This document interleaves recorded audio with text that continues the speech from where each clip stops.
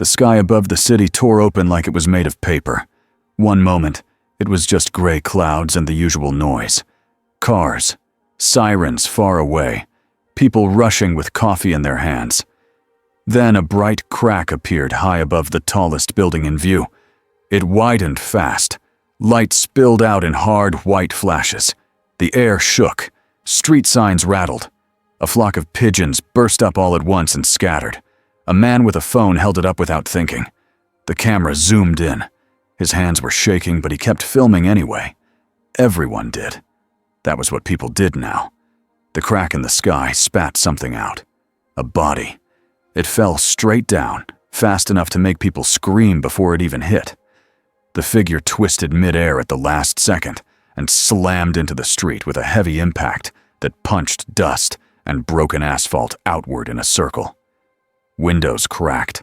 A parked car jumped on its shocks like it had been kicked. For a second, the figure stayed crouched in the crater he made, one hand on the ground, head low. Then he stood. He was huge, taller than any man most people had ever seen, and built like he had been carved out of stone. Wild black hair stuck out in thick spikes. His chest rose and fell like he had just run for miles. He looked around like an animal that had been dropped into a cage. His eyes moved fast. Left, right, up, down. Every face, every rooftop. He didn't smile, he didn't pose, he didn't wave to the cameras. He just listened. He could hear it all. The city felt loud and sharp. Too many hearts beating too fast. Too many voices talking at once. The smell of fuel and hot metal. The fear. Fear always sounded the same. A siren grew closer, then several. Black vans with Vought logos slid into the street from two directions. Doors flew open. Men in armor spilled out, rifles raised. A drone buzzed overhead, already recording. A woman in a clean blazer held a headset to her ear and spoke in a bright voice that didn't match her eyes. "Okay, everyone stay calm," she said, but it wasn't for the crowd. It was for the feed.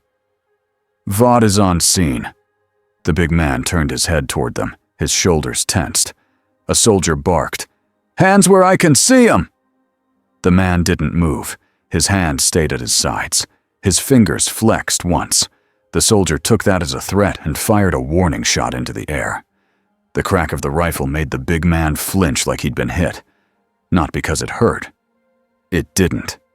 Because it sounded like a past he didn't want to remember. His breath caught. Something inside him pushed forward, hot and fast. The air around him rippled. Dust lifted off the ground in a thin wave. The soldiers felt it. Their confidence wavered for half a heartbeat. The woman in the blazer forced a smile toward the cameras. "It's okay. We're going to de-escalate. Our hero will handle it." A shadow passed over the street. People looked up. He dropped down from the clouds like he owned them. Homelander landed in the middle of the street, boots cracking the pavement, cape settling behind him like a flag. He looked perfect. Hair neat.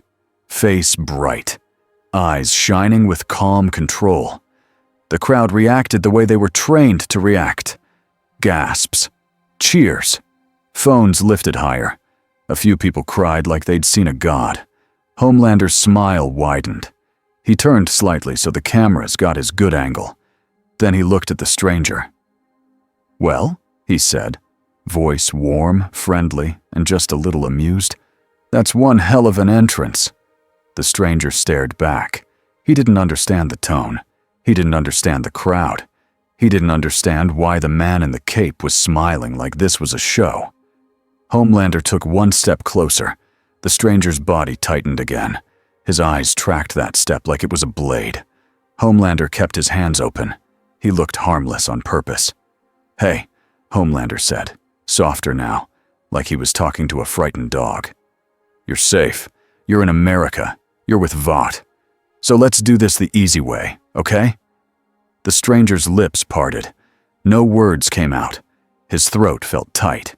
His mind reached for names, for places, for something solid. All he found was heat and noise and the memory of being ordered around. The soldier raised his rifle again, nervous, and the barrel shook. Homelander's eyes flicked to the soldier. The smile didn't leave his face, but the soldier lowered the rifle fast anyway. That little moment said everything. Homelander looked back at the stranger and tilted his head. "What do they call you?"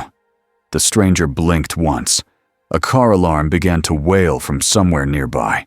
The sound cut through his skull like a saw. He turned toward it without meaning to. A child had slipped out of an adult's grip in the panic. The kid stumbled near the crater edge, crying, eyes squeezed shut, small hands up like they could block the world. A metal street sign, loosened by the impact, started to fall from its bent pole. It tipped slowly, then faster, right toward the child. Homelander didn't move. He could have. He didn't. The stranger moved. He crossed the distance in a blur. 1 second he was in front of Homelander. The next, he was at the child's side, catching the falling sign with one hand like it weighed nothing. The child looked up, still crying, and saw the stranger's face close up. The stranger's expression changed. Not softer, exactly. More confused, like he wasn't sure what to do with a crying child. He lowered the sign gently. He reached out, awkward, and guided the kid back toward the adults. The kid ran the last few steps on his own and slammed into his mother's arms. People cheered, but it was a messy cheer, full of fear, like they didn't know if they should be grateful or run. Homelander's smile tightened. The cameras caught everything. A hero moment, a monster moment, a new problem. Homelander took a slow step forward again, voice still smooth. "Okay, that was good. Real good. Now let's talk." The stranger looked back at him. He didn't see a hero. He saw a threat with a smile. And in the distance, the crack in the sky began to fade, leaving nothing but normal clouds. Like the universe was pretending it hadn't just changed. Vought Tower felt quiet in a way that made Ashley Barrett's teeth hurt. The screens in the conference room showed the same clips on loop. The sky crack, the crater, Homelander's landing, the stranger catching the sign, every angle, every slow motion replay. Ashley stood with her hands clasped so tight, her knuckles went pale. She kept her smile in place because that was her job, even now. Stan Edgar sat at the head of the table like this was a normal meeting. He didn't raise his voice. He didn't pace. He didn't look excited. He just watched the stranger's face on the screen and stored every detail. "Do we have a name?" Edgar asked. A nervous scientist cleared his throat. "No, sir. We have no record of him in any Vought program. Not domestic. Not international." Ashley jumped in quickly. "But we can give him a name. We can brand him. The footage is insane. People are already calling him Meteor Man and Skybreaker and—" Edgar held up one finger. Ashley stopped like someone had pulled her power cord. Edgar turned to the head of security. "What did we learn from the response team?" The head of security swallowed. "Small arms did nothing. He didn't even bleed. He moved. Fast. Faster than our eyes could track. And there was some kind of energy effect. Air pressure. Heat. Like a storm around him." Edgar nodded once. "So we do not shoot him again." The room exhaled in tiny, scared breaths. Ashley's phone buzzed. She glanced at it and flinched. Sir, social media is split. Some people love him. Some people think he's an alien. The government is asking questions and we will answer them," Edgar said calmly, "with a story that benefits Vought." He clicked a remote. A slide appeared on the screen, a clean headline draft. Vought announces, "Discovery of new superhero." Beneath it was a smiling mock-up of the stranger wearing a cape. Ashley's eyes widened. We're going to put a cape on him?" "We are going to offer him a place," Edgar said. "We are going to offer him safety. We are going to offer him control." A scientist hesitated. "Sir, With respect, he may not be mentally stable. His reactions looked triggered. Trauma responses. Edgar's gaze stayed steady. Then we will be gentle and prepared. He looked at the security chief. No sudden moves, no loud noises, no crowds, no surprises. Ashley almost laughed from stress. No crowds. He landed in the middle of downtown. There are crowds everywhere. Edgar didn't blink. Then we will build the crowd we want. Ashley's smile came back automatically. A controlled event. Welcome him. Make him feel loved. Make him feel chosen. Edgar's voice stayed even. And if he refuses, the room went still. Edgar finally leaned back. Then we will contain him, not as punishment, as necessity. On the screen, the stranger's face paused mid-frame. His eyes were sharp, lost, angry, but not cruel. Edgar tapped the table once. Prepare the contracts. Ashley flinched again. Contracts? Yes, Edgar said.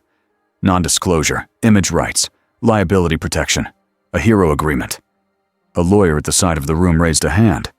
Sir, if he cannot read English, then we will explain it, Edgar said. Slowly. Ashley forced a bright, nervous laugh. Okay, great, awesome. We'll just explain the 27-page NDA to the human meteor. Edgar looked at her without humor. We will do what we do best, Ms. Barrett. Ashley nodded fast. Control the narrative. Edgar's eyes returned to the screen. Control the asset. In a basement that smelled like old beer and damp concrete, Billy Butcher watched the same footage and made a very different face. He didn't look impressed. He looked hungry. Huey sat beside him, laptop open, hands fidgeting. Mother's Milk stood with arms crossed, jaw tight. Frenchie leaned against a wall, cigarette unlit between his fingers, because didn't allow it inside. Kimiko sat quietly on a crate, eyes fixed on the screen, like she could hear something beneath the sound. On screen, the stranger caught the falling sign with one hand. Huey swallowed. He saved that kid. Butcher snorted. Yeah, and I once held a door for an old lady. Doesn't make me a saint. Pointed at the moment where the air rippled around the stranger. That's not Compound V stuff. That's something else. Frenchie's eyes were wide, serious. It feels like a different kind of power. Butcher paused the clip right as Homelander stepped closer. Look at Homelander, Butcher said softly. He's smiling, sure. But he's also nervous. Huey frowned. Homelander doesn't get nervous. Butcher looked at him. Everyone gets nervous when they meet someone bigger. Kimiko's fingers tightened on the edge of the crate. She glanced at Huey, then back at the screen. Her face didn't change much, but her eyes did. There was something like recognition there, not of the stranger, of the feeling of being treated like a tool. Spoke slowly. If Vought gets him first, they'll lock him up, or they'll put him on billboards. Butcher, Huey said carefully. Please tell me you're not thinking what I think you're thinking. Butcher's grin showed a little too much teeth.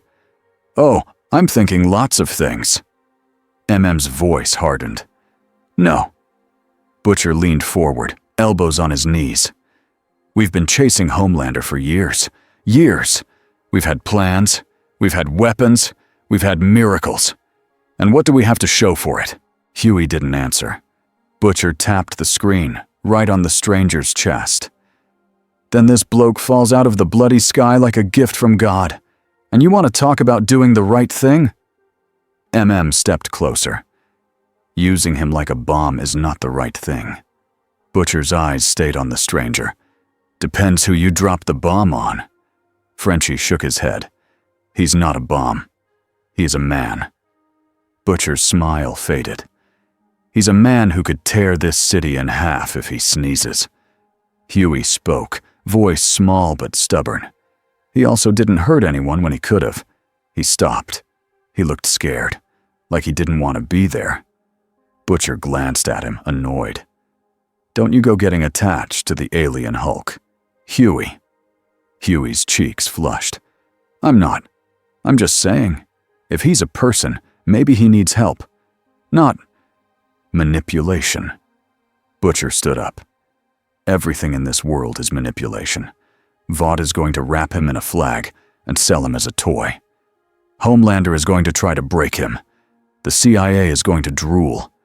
And you want to hand him a cup of tea and ask him about his feelings. MM's voice was low. What's your plan, Billy? Butcher's eyes narrowed. Find him first, before Vought puts a leash on him. Kimiko made a small sound, sharp and warning. Butcher looked at her, then softened just a fraction. Look, I'm not saying we march him into Times Square. We do it smart. We watch. We learn what sets him off. We learn what calms him down. Huey blinked. We? Butcher smiled again. Yeah, we. You're good with people, Huey. You'll go talk to him. Huey's mouth fell open. Me? MM groaned. No, absolutely not. Frenchie chuckled, then stopped when he saw Butcher wasn't joking. Butcher shrugged. What? You want me to go? I'll get my head ripped off. MM will lecture him to death. Frenchie will flirt with him. Kimiko. Kimiko's eyes sharpened like knives. Butcher held up both hands. All right. All right. Bad example. Huey stared at the screen again. The stranger's face filled the frame, eyes scanning like he was looking for an exit. Huey swallowed. If I talk to him and he panics, then you run, Butcher said. Same as always. That was not comforting. MM rubbed his forehead. We're not ready for this. Butcher's voice turned hard. We're never ready. That's the point. Annie January stood in a back hallway of Vought Tower and watched the footage on her phone where no one could see her. She replayed the moment where the stranger moved to save the kid. She replayed the way his hand shook after. It wasn't for the cameras. He didn't look like he even knew cameras mattered. He looked like someone who didn't belong in a crowd at all. Someone stepped behind her. You're watching him again, said a voice that tried to sound casual. Annie locked her phone and turned. It was a Vought, handler she didn't trust, wearing a smile like a mask. They want you on set tomorrow, the handler said. Welcome event, big moment, big ratings. Annie's stomach sank. Tomorrow? The handler nodded. Homelander will be there, the whole team. It's going to be a unity thing. Annie held her smile in place. And what if he doesn't want to be welcomed? The handler's smile didn't change. He'll want to. We're giving him everything. Annie's voice stayed light, but her eyes didn't. Everything comes with strings. The handler leaned closer. Just do your job, Annie. Be bright. Be kind. Be the face that calms people down. Annie thought of the stranger's eyes, a storm trapped inside a person. She nodded. Sure. As the handler walked away, Annie looked down at her phone again and whispered, so quiet only she could hear it. Please don't let them turn you into one of us. The stranger didn't have a name here. Not yet. Out in the city, he moved through alleys and empty lots, like he was trying to shrink himself. He kept to shadows. He avoided crowds. He watched from rooftops and listened to the city like it might attack him if he relaxed. He found a place under an overpass where the sound of cars was steady and dull. It was loud, but it was the same loud. It didn't surprise him. He sat with his back against concrete and closed his eyes. He tried to breathe slow. In his head, old voices rose up when he got too quiet. Orders, shouts, angry demands. He clenched his hands until his nails dug into his palms. He forced them open again. Control. He needed control. A small bird landed near him, head cocked, curious. It hopped closer. The stranger watched it, careful not to scare it away. The bird didn't know what he was. It didn't fear him yet. That felt Strange. A drone buzzed overhead. The bird fled instantly. The stranger's eyes snapped up, anger spiking fast. The drone's camera blinked red. He stood so fast the air cracked. The drone jerked backward, trying to retreat. He jumped. The drone exploded in his hand, like it was made of plastic and foil. He stared at the broken pieces, then at his own fist. He hadn't meant to crush it that hard. Footsteps approached from the street above. Voices, people chasing the sound. He moved again, disappearing before anyone could spot him. High above, in a vote surveillance room, a technician stared at the screen and whispered, "He just jumped 3 blocks." Stan Edgar watched from behind the glass. "Good," Edgar said. "He is afraid. Fear makes people want protection." Ashley looked sick. "Or fear makes them kill us." Edgar didn't blink. "Then we make sure he believes we are not his enemy." Ashley hesitated. "And the paperwork?" Edgar's mouth twitched, almost a smile. "Prepare it anyway." The next morning, the city woke up to posters that hadn't been there the day before. A shadowy image of the stranger's silhouette. Bold letters. "A new hero is coming" under it, smaller text. "A VOT welcome event. Live today." Huey stood on a sidewalk and stared at one of the posters like it was daring him to blink first. "They're really doing it," he said. Butcher stood beside him, hands in his coat pockets, eyes sharp. "Of course they are. VOT doesn't waste a miracle." MM joined them with a grim look. "This is a trap." "Butcher," Huey said. "If they're trapping him and he panics, people are going to get hurt." Butcher looked at him. "Yeah." Huey's voice tightened. "So, we can't let it happen." Butcher smiled, but it wasn't friendly. "Now you're thinking." They moved into the crowd like they belonged there. Everyone belonged at a vote event, as long as they clapped at the right time. The plaza was dressed like a festival, but it felt like a cage. Bright banners, loud music, giant screens, security everywhere. Drones drifting in neat lines, watching every angle. The stage was set at the center, spotless and shiny. At the back of it stood a tall glass wall that looked decorative. Huey didn't like the way MM stared at that wall. "That's not decoration," MM muttered. "That's a barrier." Frenchie adjusted the strap of his bag and murmured, "So they plan for him to hit it." Kimiko scanned the rooftops. Her eyes tracked the drones. Then the hidden sniper points. Butcher's gaze was fixed on the sky. "He'll come," Butcher said. "They'll make sure he comes." "How?" Huey asked. Butcher's smile was thin. "By promising he won't be hunted if he shows up." Huey's stomach turned. On the stage, Ashley appeared with a microphone, wearing a smile big enough to power the city. "Good morning, America," she shouted. The crowd cheered because that was what crowds did. Ashley raised her hands, soaking it in. Today is a historic day. Today, VOT welcomes a very special new hero into the family. Behind her, the big screen showed the sky crack again, edited to look like a cool trailer. Huey clenched his jaw. "They're turning it into an ad." "Welcome to Earth," Butcher said. Ashley continued, voice bright. "He appeared yesterday in a mysterious event. And while some of you were afraid," her smile sharpened, "you saw the truth. You saw him save an innocent child. You saw courage?" Huey frowned. "They're using that." MM's voice was tight. "They're using everything." Ashley spread her arms. "So let's welcome him the right way, with love, with applause, with a promise that he belongs." Huey's eyes lifted as the crowd's noise rose. A shape dropped out of the clouds, not like Homelander. No pose, no smooth landing. He came down fast, then stopped himself at the last second, like he was afraid of breaking the ground again. His boots hit the plaza with a heavy thud that made the nearest people step back. He stood at the edge of the stage area, not on the stage yet, like he didn't want to cross a line.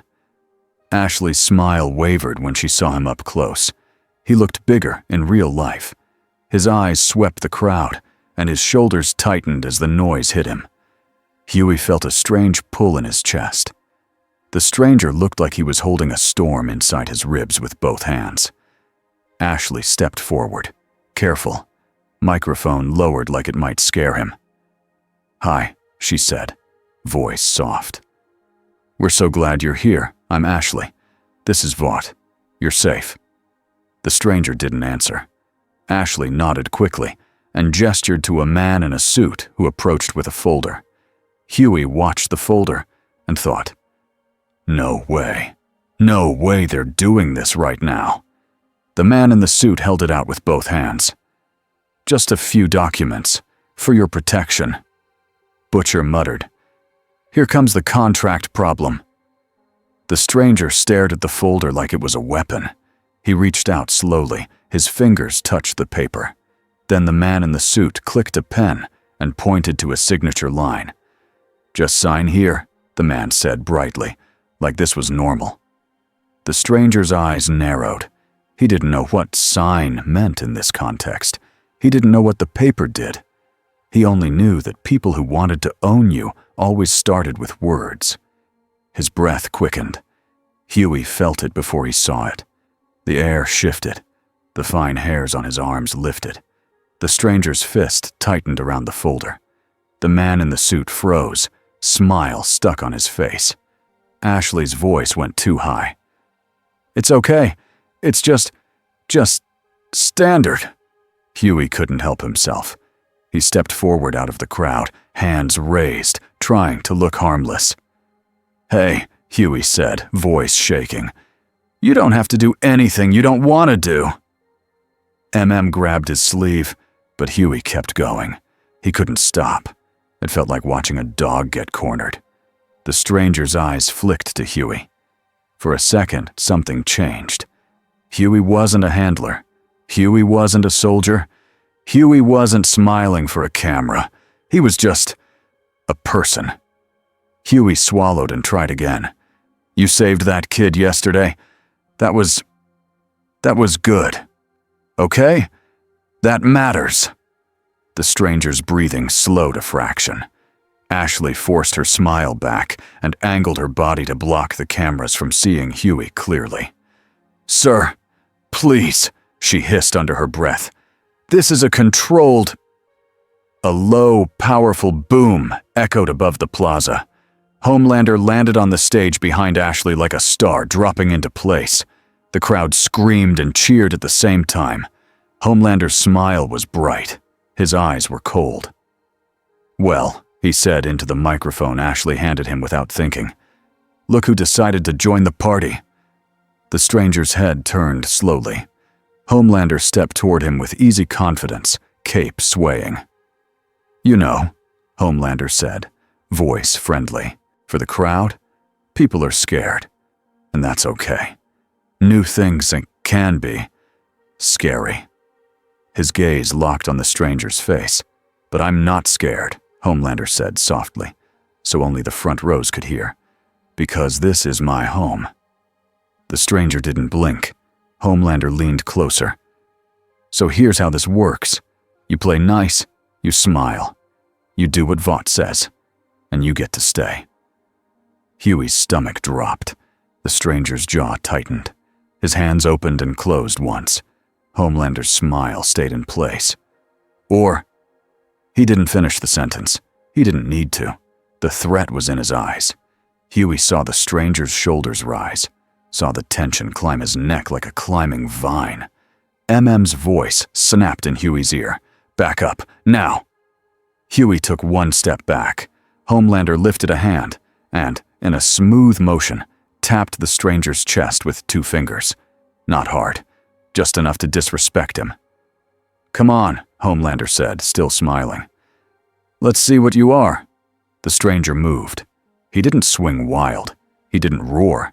He simply shifted his weight and caught Homelander's wrist in one hand. The plaza went silent in a strange, stunned way. Homelander's smile twitched. No one grabbed Homelander. No one stopped him mid-motion. That didn't happen. Homelander's eyes flashed with rage. Heat vision fired point blank. 2 red beams lanced toward the stranger's face. Huey's heart seized. The beams hit and stopped. Not because the stranger dodged, because the stranger's skin didn't care. The red light slid across his cheek and faded into smoke and dust like it had hit a wall. A few people screamed. Homelander's mouth opened slightly, shock breaking his perfect mask for half a second. That half-second was all the stranger needed. He pushed Homelander back with one arm. Not a punch, not a strike, a push. Homelander flew off the stage like he'd been hit by a truck.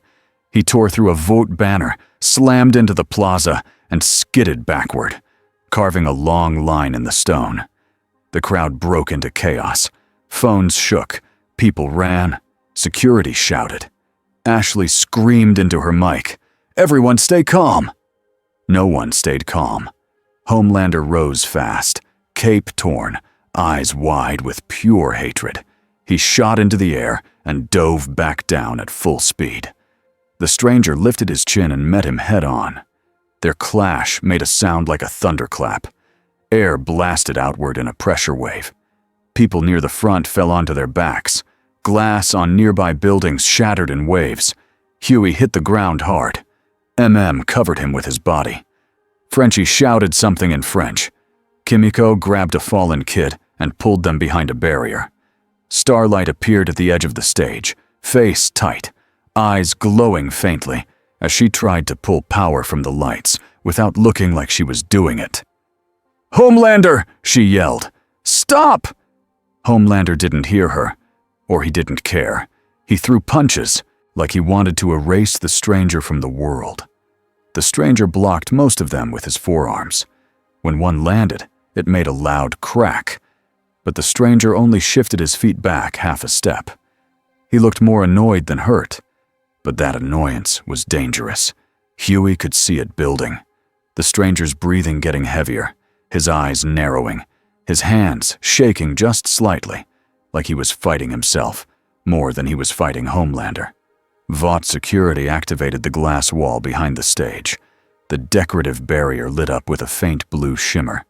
A containment field. MM's eyes widened. They're trapping him. Butcher, crouched behind a toppled speaker, grinned like a man watching the perfect storm form. "Good," he whispered. "Now, let the caped cunt learn what it's like." Huey snapped at him. "This isn't good.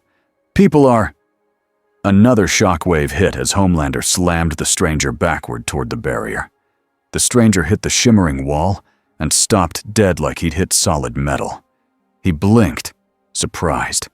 Homelander hovered inches from his face, smiling again, cruel and relieved. "There it is," Homelander whispered. "There's the cage." The stranger's eyes darted to the sides. More barriers flickered on, boxing him in. Speakers around the plaza rose out of hidden slots like teeth. A low tone began to hum. Huey felt it in his bones. It made his teeth ache. The stranger's face twisted. His hands flew to his head like the sound was inside his skull. Homelander backed away, hovering, still smiling. "Oh no," he mocked. "Too loud?" Ashley's voice cracked through the speakers. "We can help you! Just calm down! Please cooperate!" The stranger's knees bent. He fought to stay standing. His breath came in sharp pulls. He looked at the crowd, panicking, running, screaming. He looked at the soldiers aiming weapons. He looked at Homelander, who looked happy now. It felt too familiar. A cage dressed up like kindness. His fists clenched. The air around him began to shake. Dust lifted off the ground in a rising spiral. Loose paper flew upward like startled insects. Starlight ran closer, hands out, eyes wide. "Hey!" she shouted over the hum. "Look at me! Look at me!" The stranger's eyes snapped to her for a second. She held his gaze like she was grabbing a rope before someone fell off a cliff. "You're not alone," she said. Voice hard, clear. "They're trying to use you. Don't give them what they want." His breathing stuttered. The tone rose. The speakers shifted, narrowing in on him. He flinched again, rage and fear twisting together. Huey saw it and felt cold all over. If the stranger snapped here, in the middle of a city, people would die. Not because the stranger wanted them to, because power this big didn't fit inside a small place. Huey crawled forward, ignoring MM's shout. "Stop the sound!" Huey screamed at the nearest Vought soldier. "You're making it worse." The soldier didn't even look at him. Butcher grabbed Huey by the collar and yanked him back. "You can't reason with corporate murderers, mate." Huey shoved Butcher off. "Then we do something." MM's voice cut through. "Evac! Get people out!" Frenchie and Kimiko moved instantly. Kimiko lifted fallen barriers like they were cardboard. Frenchie guided people through gaps, shouting directions. Starlight stood near the cage, taking the speaker hum into her own nerves, trying to hold steady. Her face tightened in pain, but she didn't step back. Homelander watched it all like it was a show made for him. The stranger's head lifted slowly. His eyes were wet, not with tears exactly, but with strain. Like his body was fighting a flood. He looked at Homelander. Then he looked at the barriers. Then he looked at the crowd again. He made a choice. He didn't roar. He didn't go wild. He forced his hands open. And in a sudden, controlled burst, a wave of energy pushed outward. Not a blast meant to kill, but a clean shock that slammed into the containment field at every point at once. The barriers flickered. The glass wall cracked in a spiderweb pattern. The speaker screeched and died. The cage failed. Homelander's eyes widened. "No!" The stranger moved again, faster than the cameras could track. He appeared in front of Homelander midair and grabbed him by the front of his suit, not the throat. The grip was firm but measured. Homelander tried to twist away. He couldn't. For the first time in his life, Homelander was being held like he was nothing. The stranger's face was close now. His voice came out rough, like he didn't use it much. "Stop," he said. It wasn't a request. Homelander's eyes flickered with fear, then rage, then pride fighting to survive. He spat. "Who the hell are you?" The stranger's jaw tightened. For a moment, it looked like he might answer. Then he glanced down and saw the people still running, still screaming, still falling. He released Homelander. Homelander jerked free, stunned by the mercy more than the strength. The stranger shot upward, straight into the sky, leaving a loud crack behind him, like the air couldn't handle the speed. A second later, he was gone into the clouds. The plaza stood wrecked and smoking, banners shredded, stage cracked, people scattered like ants after a boot. Ashley stood frozen with her microphone in her hand, mouth open, eyes wild. Starlight stared up at the empty sky, chest heaving. Huey lay on his back on the plaza stones, staring at the clouds too, heart hammering. Butcher stood slowly, brushing dust off his coat, eyes bright with a dangerous kind of hope. Looked at him and said quietly, "Don't." Butcher didn't look away from the sky. "He didn't kill him," Butcher murmured, almost impressed. "That's restraint." Huey swallowed hard. "Or it's fear." Butcher's smile returned. Either way, Homelander finally met someone he can't bully. High above, hidden by cloud and distance, the stranger slowed and hovered for a moment, breathing hard, hands shaking. He looked down at the tiny world beneath him, so loud, so crowded, so sharp. And now they were all going to chase him, every camera, every weapon, every liar with a smile. He turned away from the city and flew toward the empty horizon, searching for somewhere quiet enough to think. Behind him, on screens all across America, the moment replayed again and again.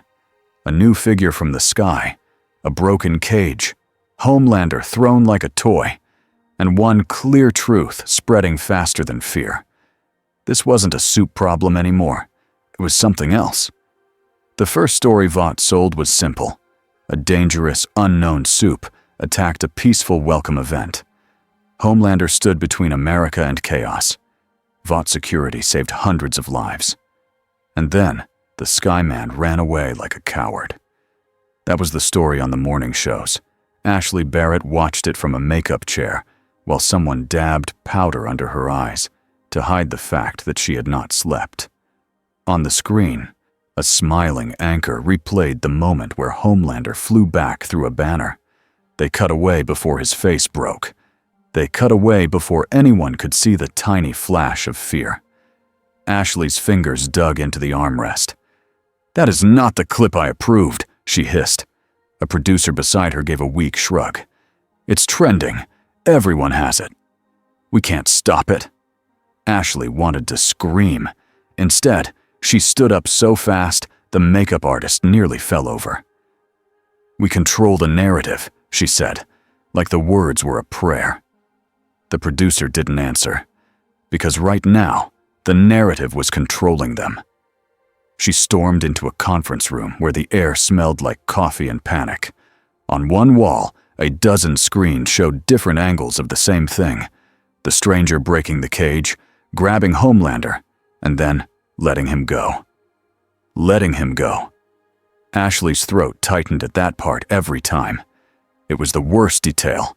Not the strength, not the broken stage, the mercy. It made Homelander look small.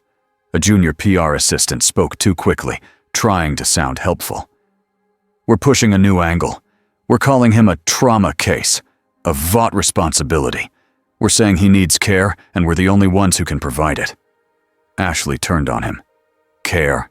The assistant flinched. "I mean, controlled care. Like a program. A rehabilitation thing. Americans love that." Ashley's phone buzzed again and again in her hand. One message was from a senator. Another was from a general. 3 more were from corporate partners, asking if the new hero was still going to be part of next quarter's marketing plans. Ashley stared at those messages like they were a joke the universe was playing on her.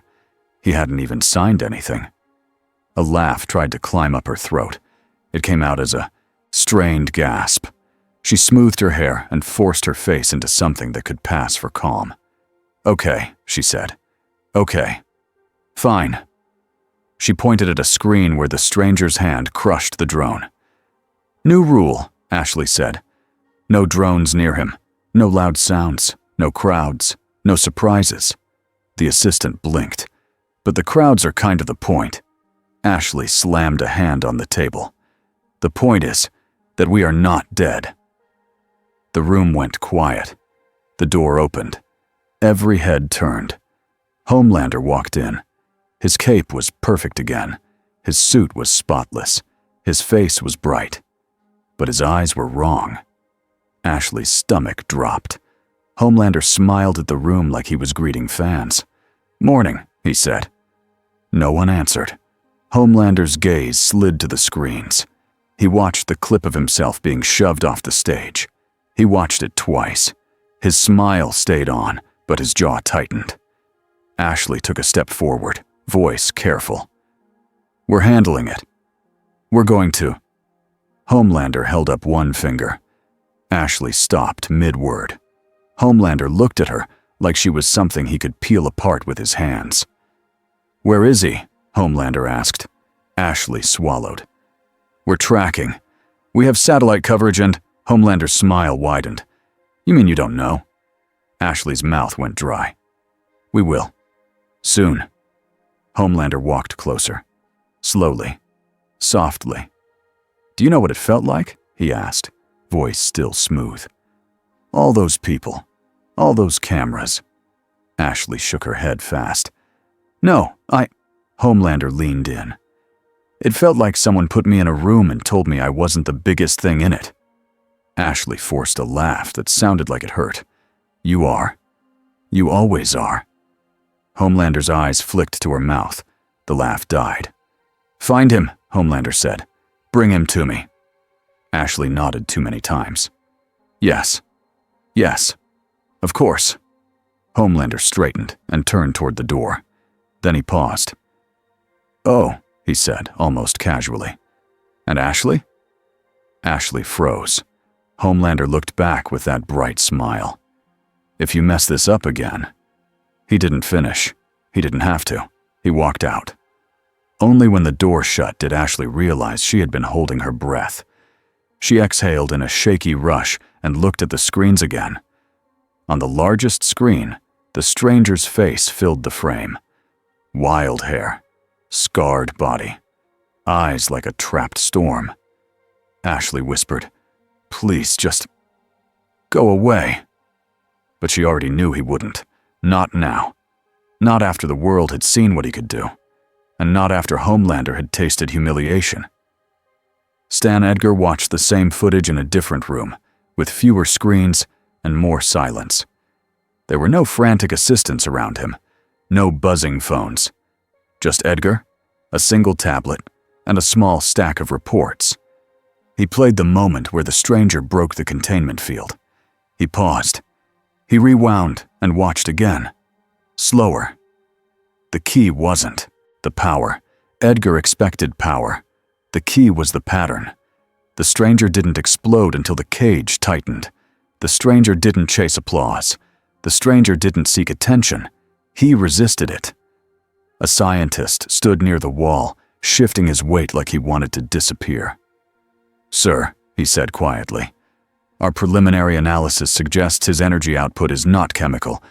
It's external, like he's pulling it from inside himself." Edgar nodded once. "So, tranquilizers won't work?" The scientist hesitated. "Not reliably." Edgar looked up. "What does work?" The scientist swallowed. "Calm, predictability, low stimulation." Edgar's mouth twitched in a faint, almost amused expression. "So we must stop being Vought." The scientist didn't know if he should laugh. He stayed silent. Edgar tapped the table. "We will not win this with force," he said. "Not yet." A security chief stepped forward. "We can build stronger barriers, higher output sonics. We can—" Edgar raised a hand. "No." The security chief stopped. Edgar's eyes returned to the paused frame of the stranger's face. "He let Homelander go," Edgar said. "Yes," the security chief said quickly. "Which means he may be controlled," Edgar finished, "or frightened, or both." Edgar stood and walked to the window.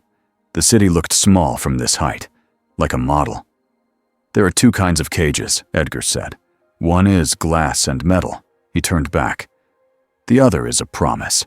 The scientist frowned. "A promise?" Edgar's voice stayed even. "We offer him a safe place, quiet, empty. No crowds. No cameras." The security chief looked confused. "Sir, without cameras, how do we profit?"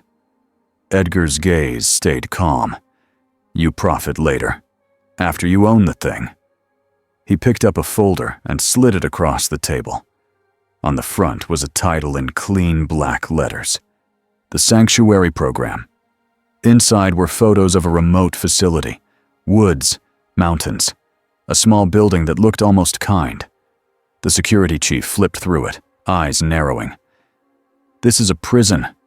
Edgar didn't deny it. "It is a sanctuary." "It's both," the scientist whispered. Edgar nodded. "Yes."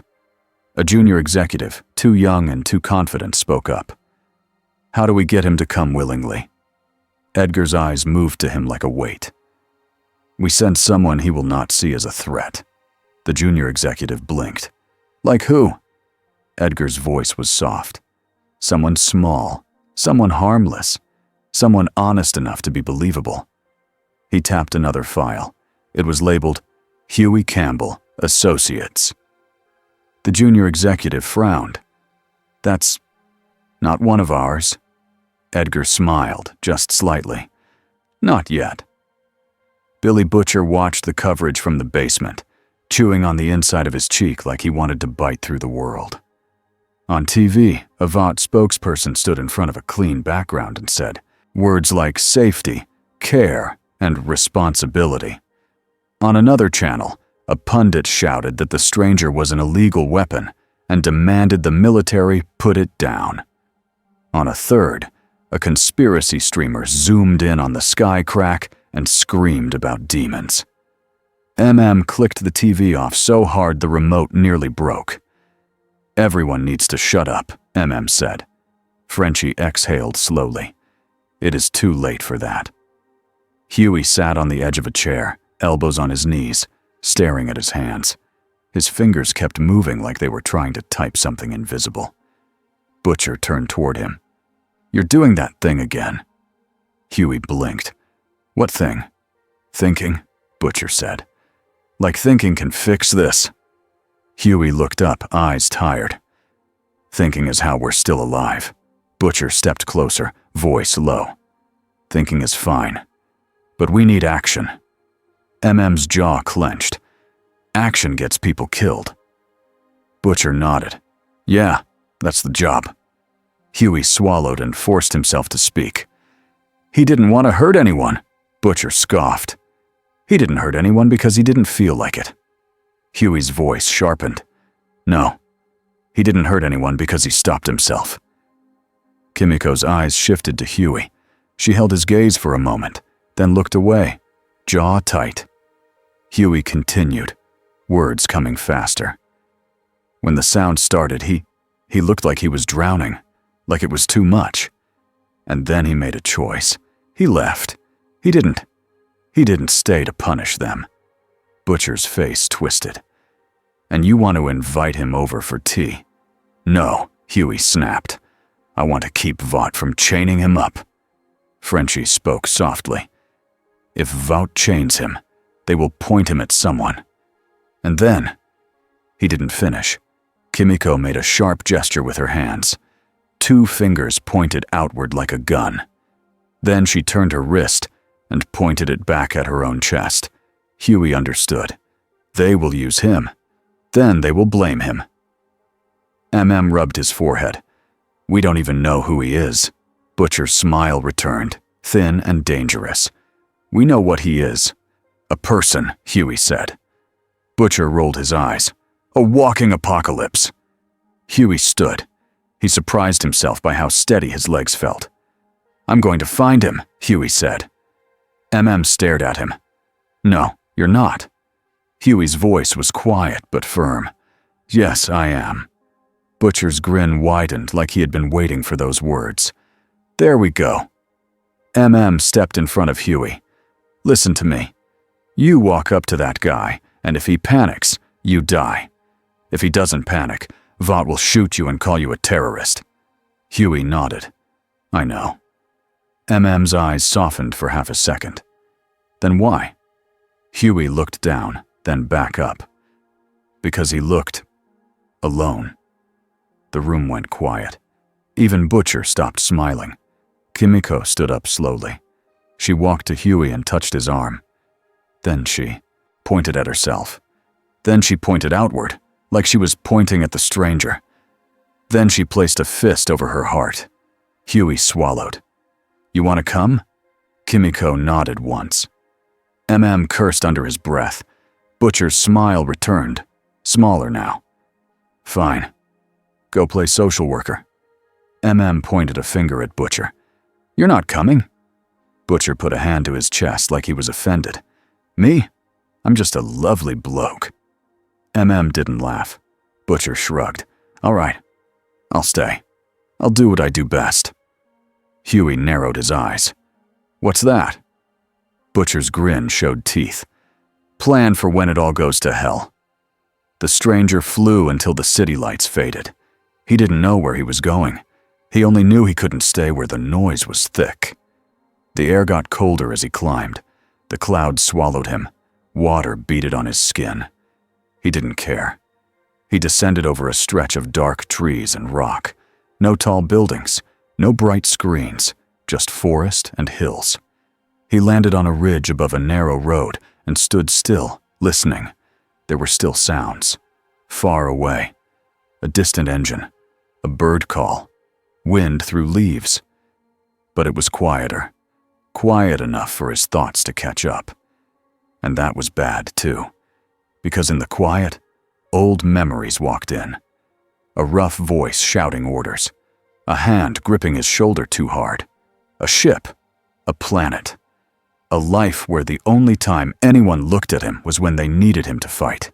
His chest tightened. He lowered himself to sit on the rock and pressed his palms against his knees. Breathe. Slow. In. Out. He did it again. And again. His hands still shook. He hated that. He hated that the sound in the plaza had made him feel small. Not weak. Never weak. Small. Like he had no choice. Like he was a weapon someone had left in a box until they wanted to open it. He stared out at the trees and tried to focus on something real. A squirrel darted across a branch. A deer moved in the distance, then froze, watching him. It didn't run.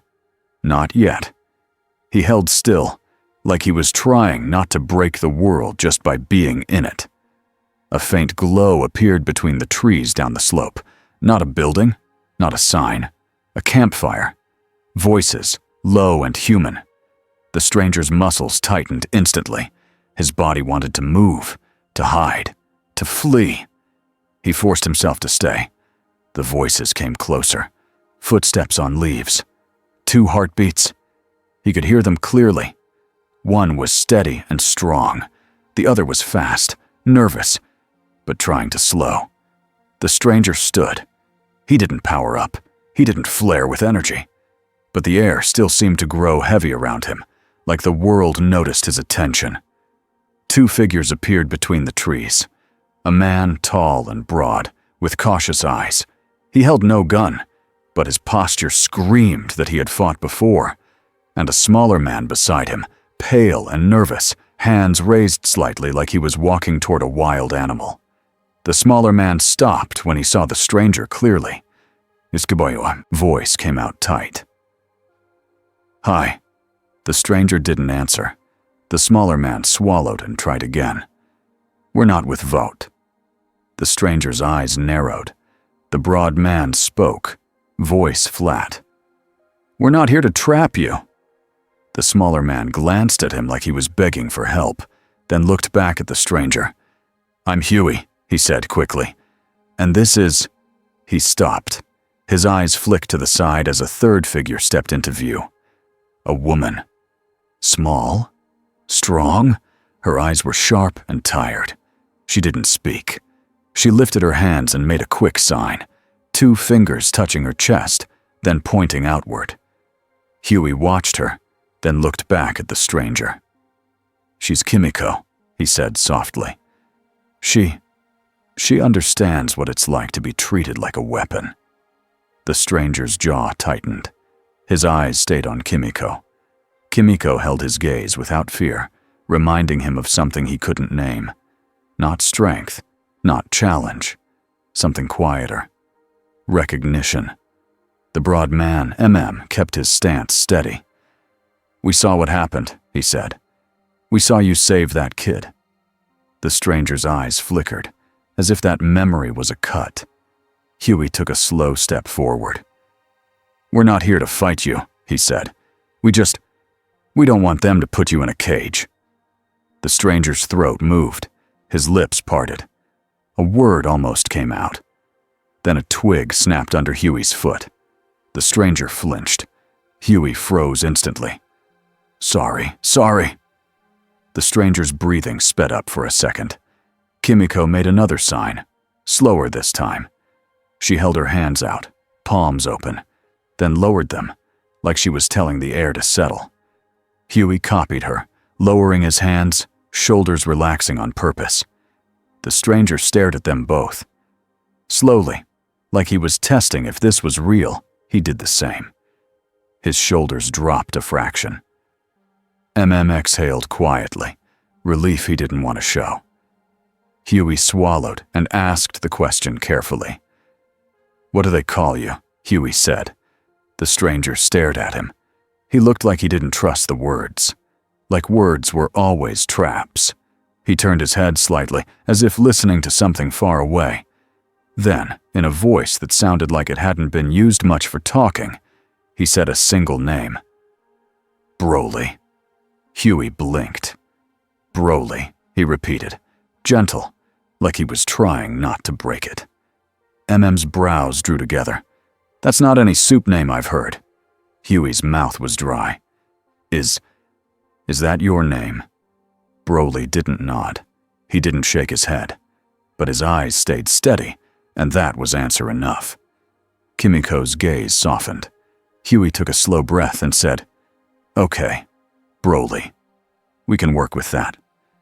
Broly watched him like he didn't understand what work with that meant. Huey forced a small, shaky smile. I'm going to be honest. Our world is stupid. People put names on things and act like that makes them safe. Broly's eyes narrowed, confused. cut in, voice low. Vought is looking for you. Homelander is looking for you. That name made Broly's jaw clench. Huey saw it and hurried on. We can help you hide. Or we can help you find somewhere quiet. Somewhere with no crowds. Broly looked past them to the forest again. Quiet sounded good. But trust didn't. He took a step back, instinct telling him to keep distance. Kimiko stepped forward a half step and held out something small. A simple bottle of water. Broly stared at it, then at her face. Kimiko shrugged like it was nothing. Broly took it slowly. He didn't drink, but he held it. And for the first time since he fell from the sky, his hand stopped shaking. Just a little. Far away, hidden behind glass and money, Stan Edgar watched a satellite image of the ridge. He listened to an aide summarize the heat signatures. 3 humans. 1 enormous anomaly. Edgar's eyes stayed calm. They found him, Edgar said softly. The aide nodded. Yes, sir. Edgar leaned back. Now we find them. And the real game began. Broly didn't go with them. Not at first. He didn't follow like a lost dog. He didn't accept an invitation like a child. He watched them. He tested them. He moved a few steps away and made them stop by simply turning his head. He made Huey repeat the same words twice until they sounded consistent. He watched MM's hands and shoulders like he expected a sudden attack. He watched Kimiko differently. Kimiko didn't pretend she was harmless. She didn't smile for him. She just stood there, steady, like a person who knew fear and kept living anyway. In the end, Broly didn't nod. He simply started walking deeper into the woods. Not running, not flying, walking. It was slow on purpose, like he was telling them, if you follow at my pace. Huey glanced at Is that a yes? Muttered. It's not a no. Kimiko followed first. Huey followed her. Followed last, eyes scanning the dark tree line. Above them, unseen, a small vote drone drifted between clouds at a distance that felt safe. It didn't buzz close. It didn't flash a light. It just watched. Waiting. Days later, Broly found a place that felt almost right. A wide, abandoned quarry surrounded by rock walls and trees. The ground was dirt and gravel instead of concrete. There were no crowds, no billboards, no bright stages. The only thing that moved was wind. Broly stood at the center and listened. Quiet. Not perfect, but quiet enough. He set his feet apart and began to train. Not like a man doing exercise, like a warrior trying to chain a storm. He moved through simple strikes, fast and controlled. Punches that would break mountains if he let them. Kicks that cut air with sharp cracks. He stopped often.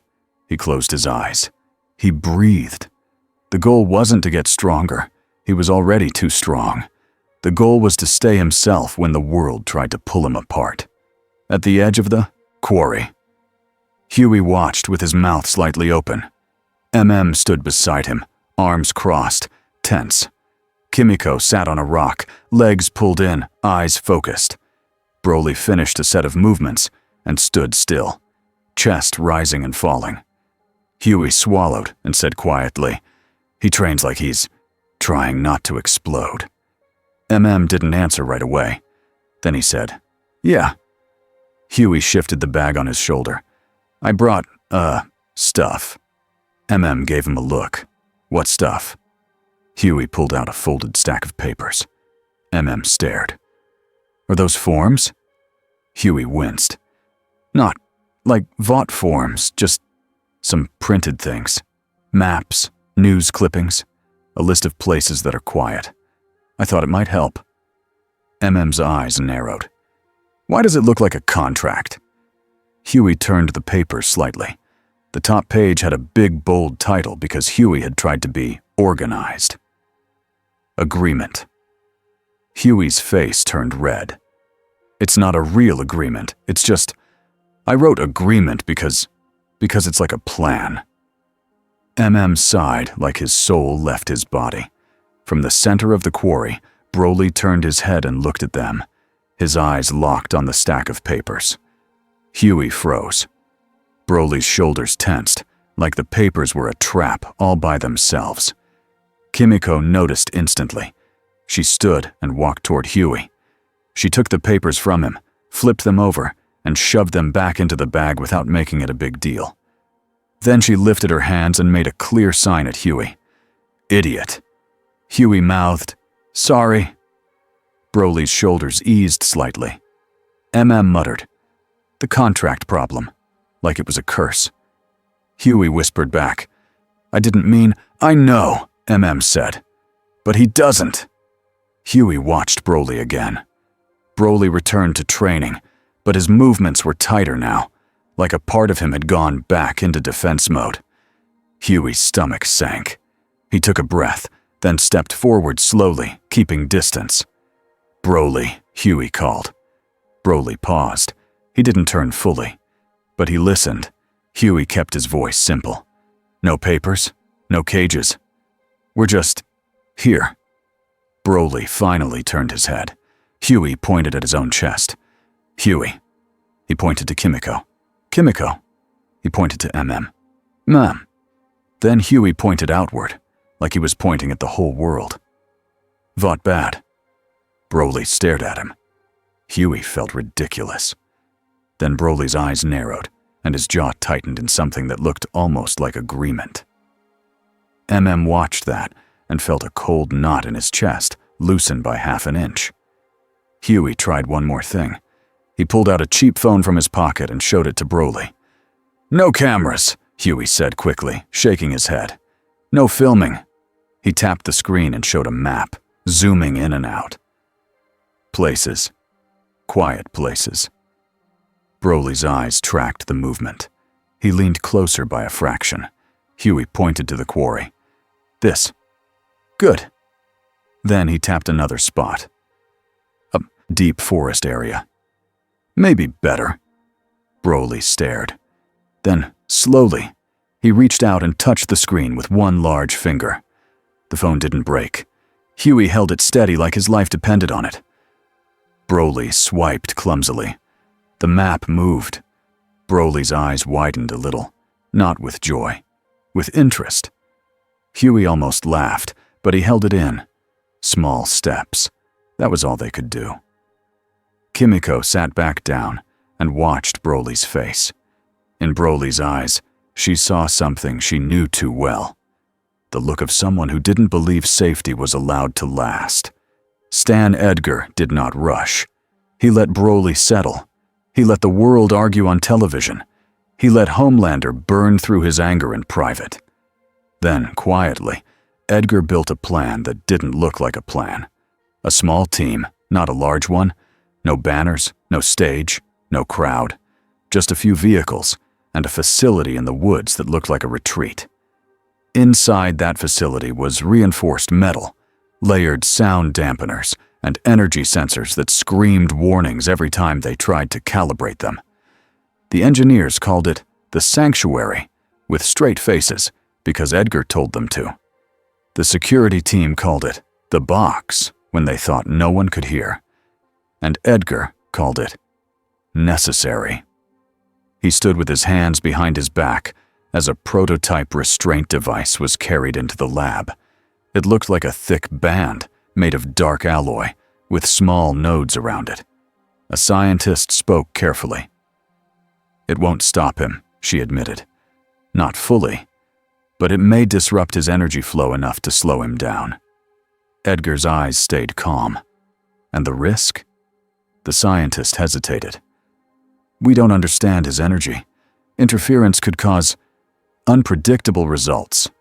Edgar nodded once. "Everything we do is unpredictable." He looked at the device again. "But doing nothing is worse." A handler stepped forward. "Sir, we have a potential bait point." Edgar's gaze lifted. "Explain." The handler slid a tablet across the table. On it was footage from a traffic camera near the forest, a blurry frame of Broly moving like a shadow at the edge of the road. And behind the camera, 3 smaller figures, Huey, and Kimiko, walking into the same woods. Edgar's eyes narrowed slightly. "They have contact," Edgar said. "Yes," the handler replied. "They are close. They are influencing him." Edgar's voice was soft. "Then we remove the influence." The handler swallowed. "By force?" Edgar shook his head.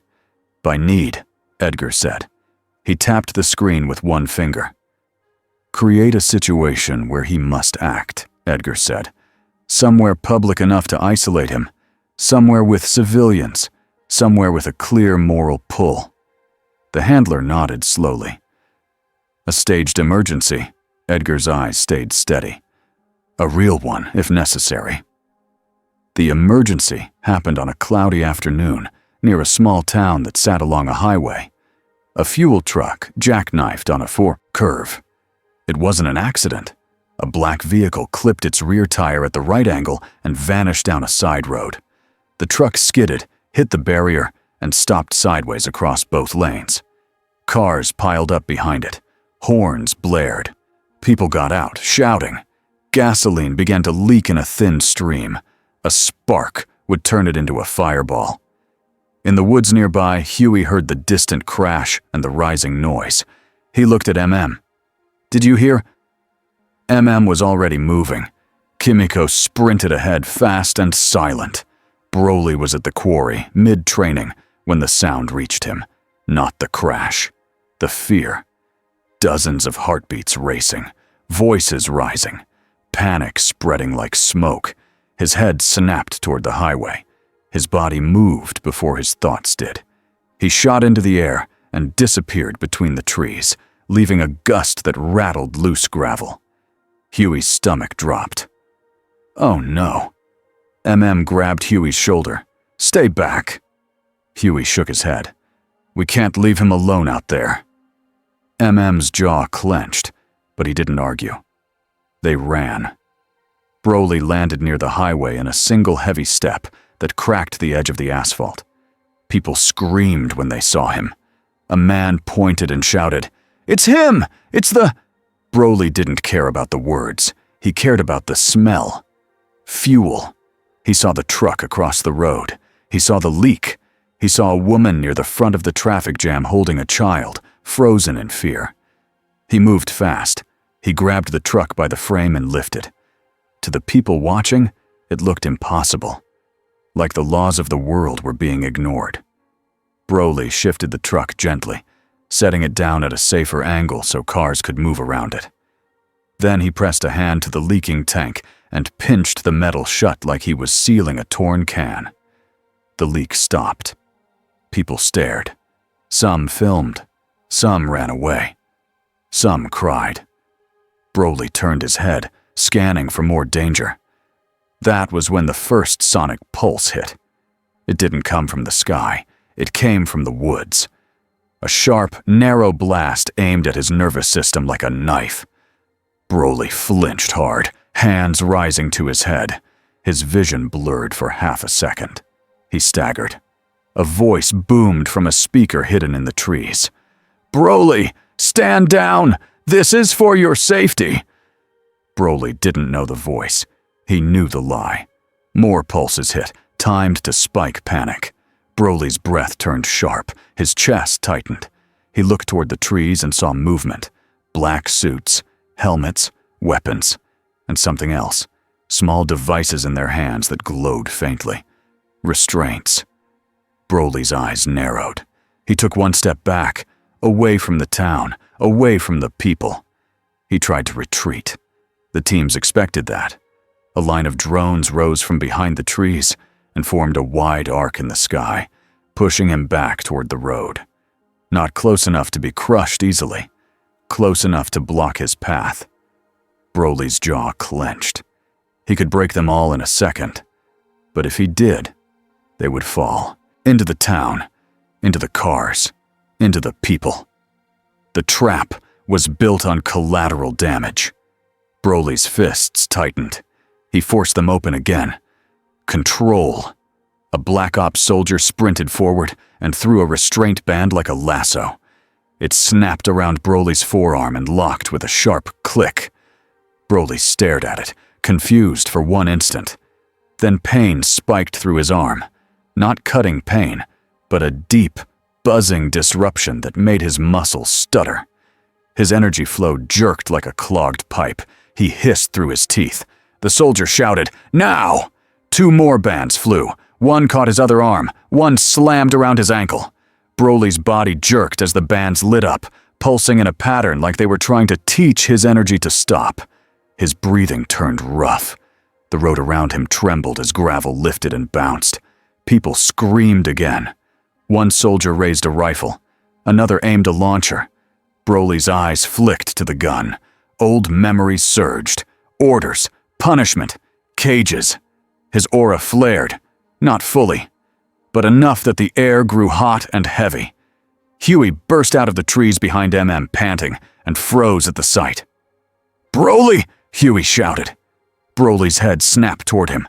Huey saw the bands on his limbs, saw the pain in his face, and felt sick. "Stop!" Huey screamed at the Black Ops team. "You're hurting him!" A soldier turned and barked. "Get back!" MM pulled Huey behind a tree and hissed, "Stay down!" Kimiko appeared on the other side of the road, eyes wide, hands already moving. She signed at Broly quickly, urgently. "Breathe. Look at us.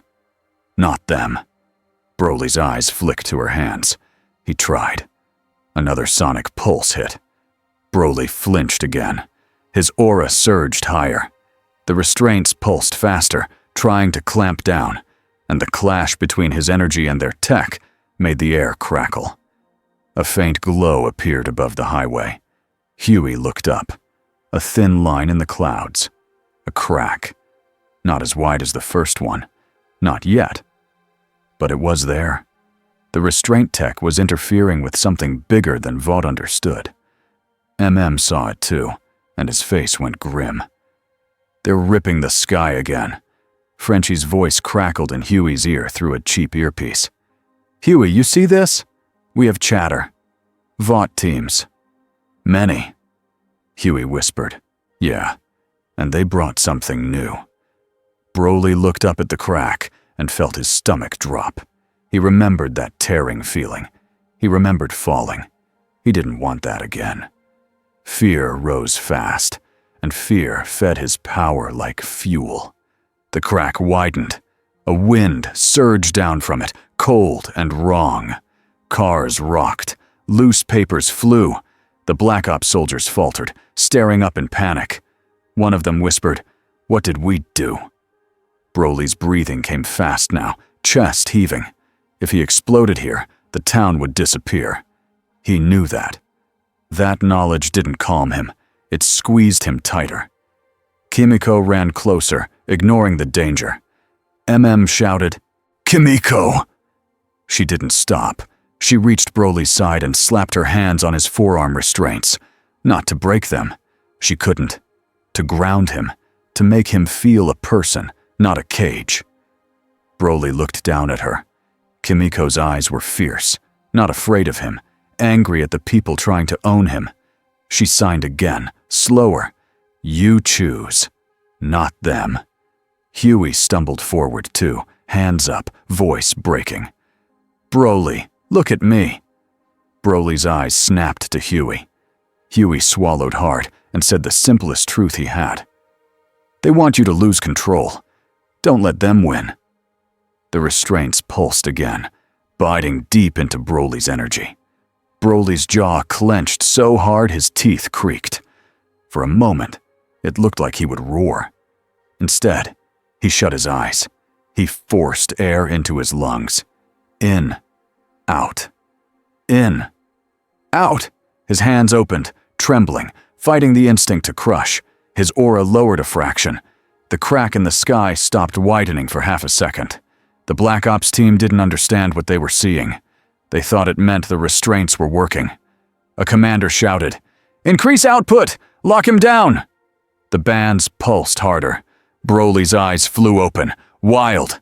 The crack surged again. The wind screamed. Cursed. "They're pushing him!" Huey felt rage, hot and sharp. "Stop!" he screamed at them. "You're tearing the sky." The commander didn't look at Huey. He lifted his hand. A drone dipped lower, lining up. Broly's head turned slowly toward the drone. His eyes hardened. He moved, not in rage, in decision. He flexed his arms outward, not to attack the soldiers, but to snap the restraint nodes off their rhythm. The bands held for a heartbeat. Then, Broly surged his energy in a controlled burst, sharp and precise. The restraint on his left arm shattered. Metal fragments flew, but he angled the force upward so nothing hit the crowd. He shattered the right armband next, then his ankle. The last band fell to the ground, smoking. The Black Ops team raised weapons in panic. Broly didn't charge them. He looked up at the sky crack instead, because the crack was still there. And now it was unstable.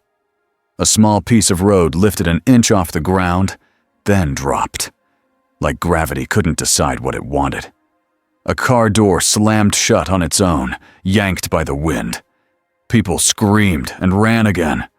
Broly's eyes narrowed. He could feel the tear like a wound in the air. It wasn't his fault that he fell through the first time. But this one was here, because they had pushed and pushed and pushed. Broly clenched his fists once, then he opened them. He rose into the air, straight up, moving slowly so the wind didn't throw debris into the crowd. Huey stared up, breath stuck in his throat. What is he doing? MM's voice was tight. Fixing their mess. Above the highway, Broly hovered beneath the crack. The cold wind whipped his hair. The tear pulsed like a living thing. Broly lifted both hands, palms, facing the sky. He did not blast it. He did not scream. He focused. He poured his energy upward in a thin, steady stream, like he was welding two broken edges back together. The crack fought him, flaring brighter. Broly's muscles strained. Veins stood out on his arms and neck. His face twisted in effort. He wasn't trying to overpower it. He was trying to align it. Huey watched, stunned, as the crack began to shrink by millimeters. Then centimeters. The wind softened. The cars stopped rocking. People looked up, frozen, not sure if they should pray or run. The Black Ops commander whispered, "Impossible." Stared at the soldiers with pure disgust. "You did this." The commander didn't answer. Up in the air, Broly's breathing turned rough. Sweat beaded on his skin despite the cold. The crack fought one last time, flaring wide like it wanted to swallow him. Broly's eyes hardened. He pushed, still controlled, but stronger now. The crack narrowed to a thin line, then to a thread. Then it snapped shut with a soft, sharp pop, like a rubber band breaking. The sky went still. The wind died. Silence dropped over the road. Broly hovered there for a moment, chest heaving, arms lowering slowly. Then he looked down. He saw the Black Ops soldiers with their weapons. He saw the civilians, terrified, filming, praying. He saw Huey and Kimiko and staring up at him like he was the only thing holding the world together. Broly's jaw tightened. He didn't want worship. He didn't want fear. He wanted quiet. He lowered himself to the ground, landing carefully this time, like he was afraid of cracking the road again. The Black Ops commander raised a hand, about to shout an order. Broly turned his head and looked at him. Just looked. The commander's throat tightened. The words died in his mouth. Broly took one step forward. The soldiers stepped back without meaning to. Broly didn't chase them. He didn't punish them. He simply walked past them, toward the woods. Kimiko moved first, slipping to his side. Huey followed, heart pounding.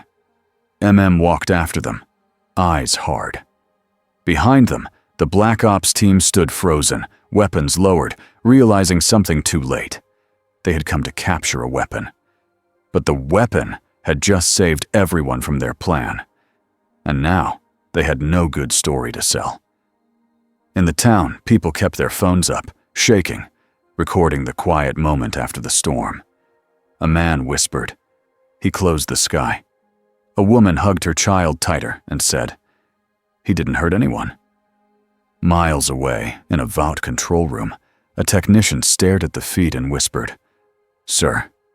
He sealed it. Stan Edgar watched without blinking. He didn't look angry. He looked interested. Because now he knew something important. Broly wasn't just strong.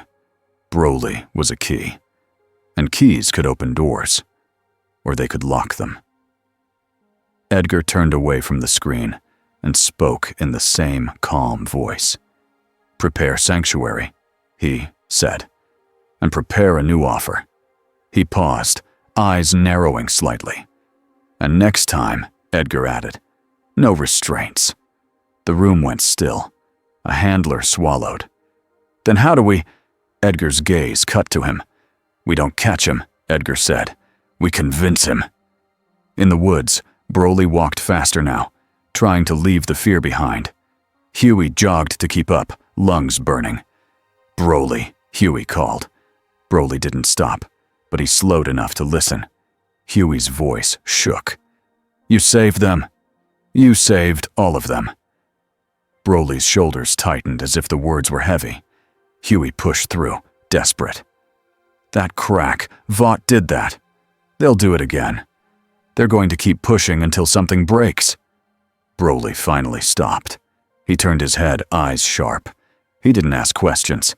He didn't need a lecture. He needed one simple truth. Huey swallowed and gave it to him. "They won't stop," Huey said. "Not unless you make them." Broly stared at him for a long moment. Then he looked down at his own hands. Hands that could crush. Hands that had just closed the sky. His fingers curled slowly, then opened again. Control. Choice.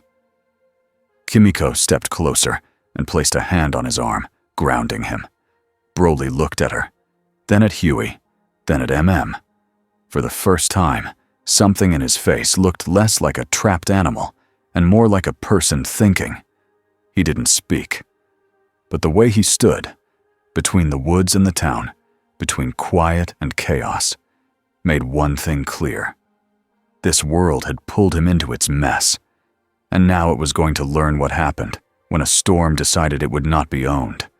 Not by cages, not by contracts, not by smiles. And somewhere far behind them, under the clean lights of Vault, a new trap was already being built. Only this time, it wouldn't look like a cage at all. 2 weeks passed, and the city still talked like the sky crack was a movie. It was on shirts. It was on mugs. It was on late-night jokes. People argued about what he was like. They knew him. Some called him a monster. Some called him an angel. Vought called him a high-risk trauma soup. Homelander called him nothing at all in public, which was its own kind of scream. Far from the screens, Broly's days became simple. He woke before sunrise. He stood barefoot on cold dirt.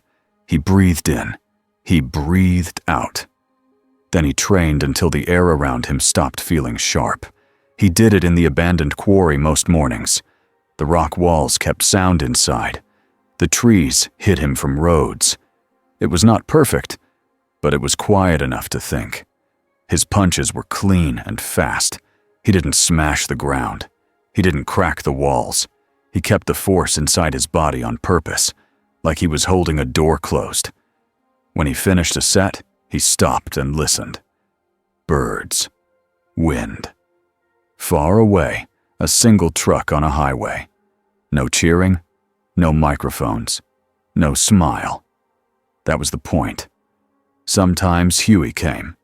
Sometimes Kimiko came with him. Came less, but when he did, he watched the tree line like he expected a sniper behind every leaf. Huey always kept his distance. He never ran up. He never shouted. He learned fast that loud excitement felt like a threat to Broly's nerves. Kimiko was different. She walked closer, but she moved like a shadow. No sudden sounds, no sharp angles. Her calm was its own language. One morning, Huey arrived with a backpack, face tired, hair messy from a bad sleep. He held the bag in front of him like it might bite. "Hey," he said softly. Broly turned his head. His eyes tracked Huey's hands first, then his face. Huey swallowed. "I brought information." Broly's shoulders tightened. Huey hurried, talking faster. Not paper. Not contracts. No contracts."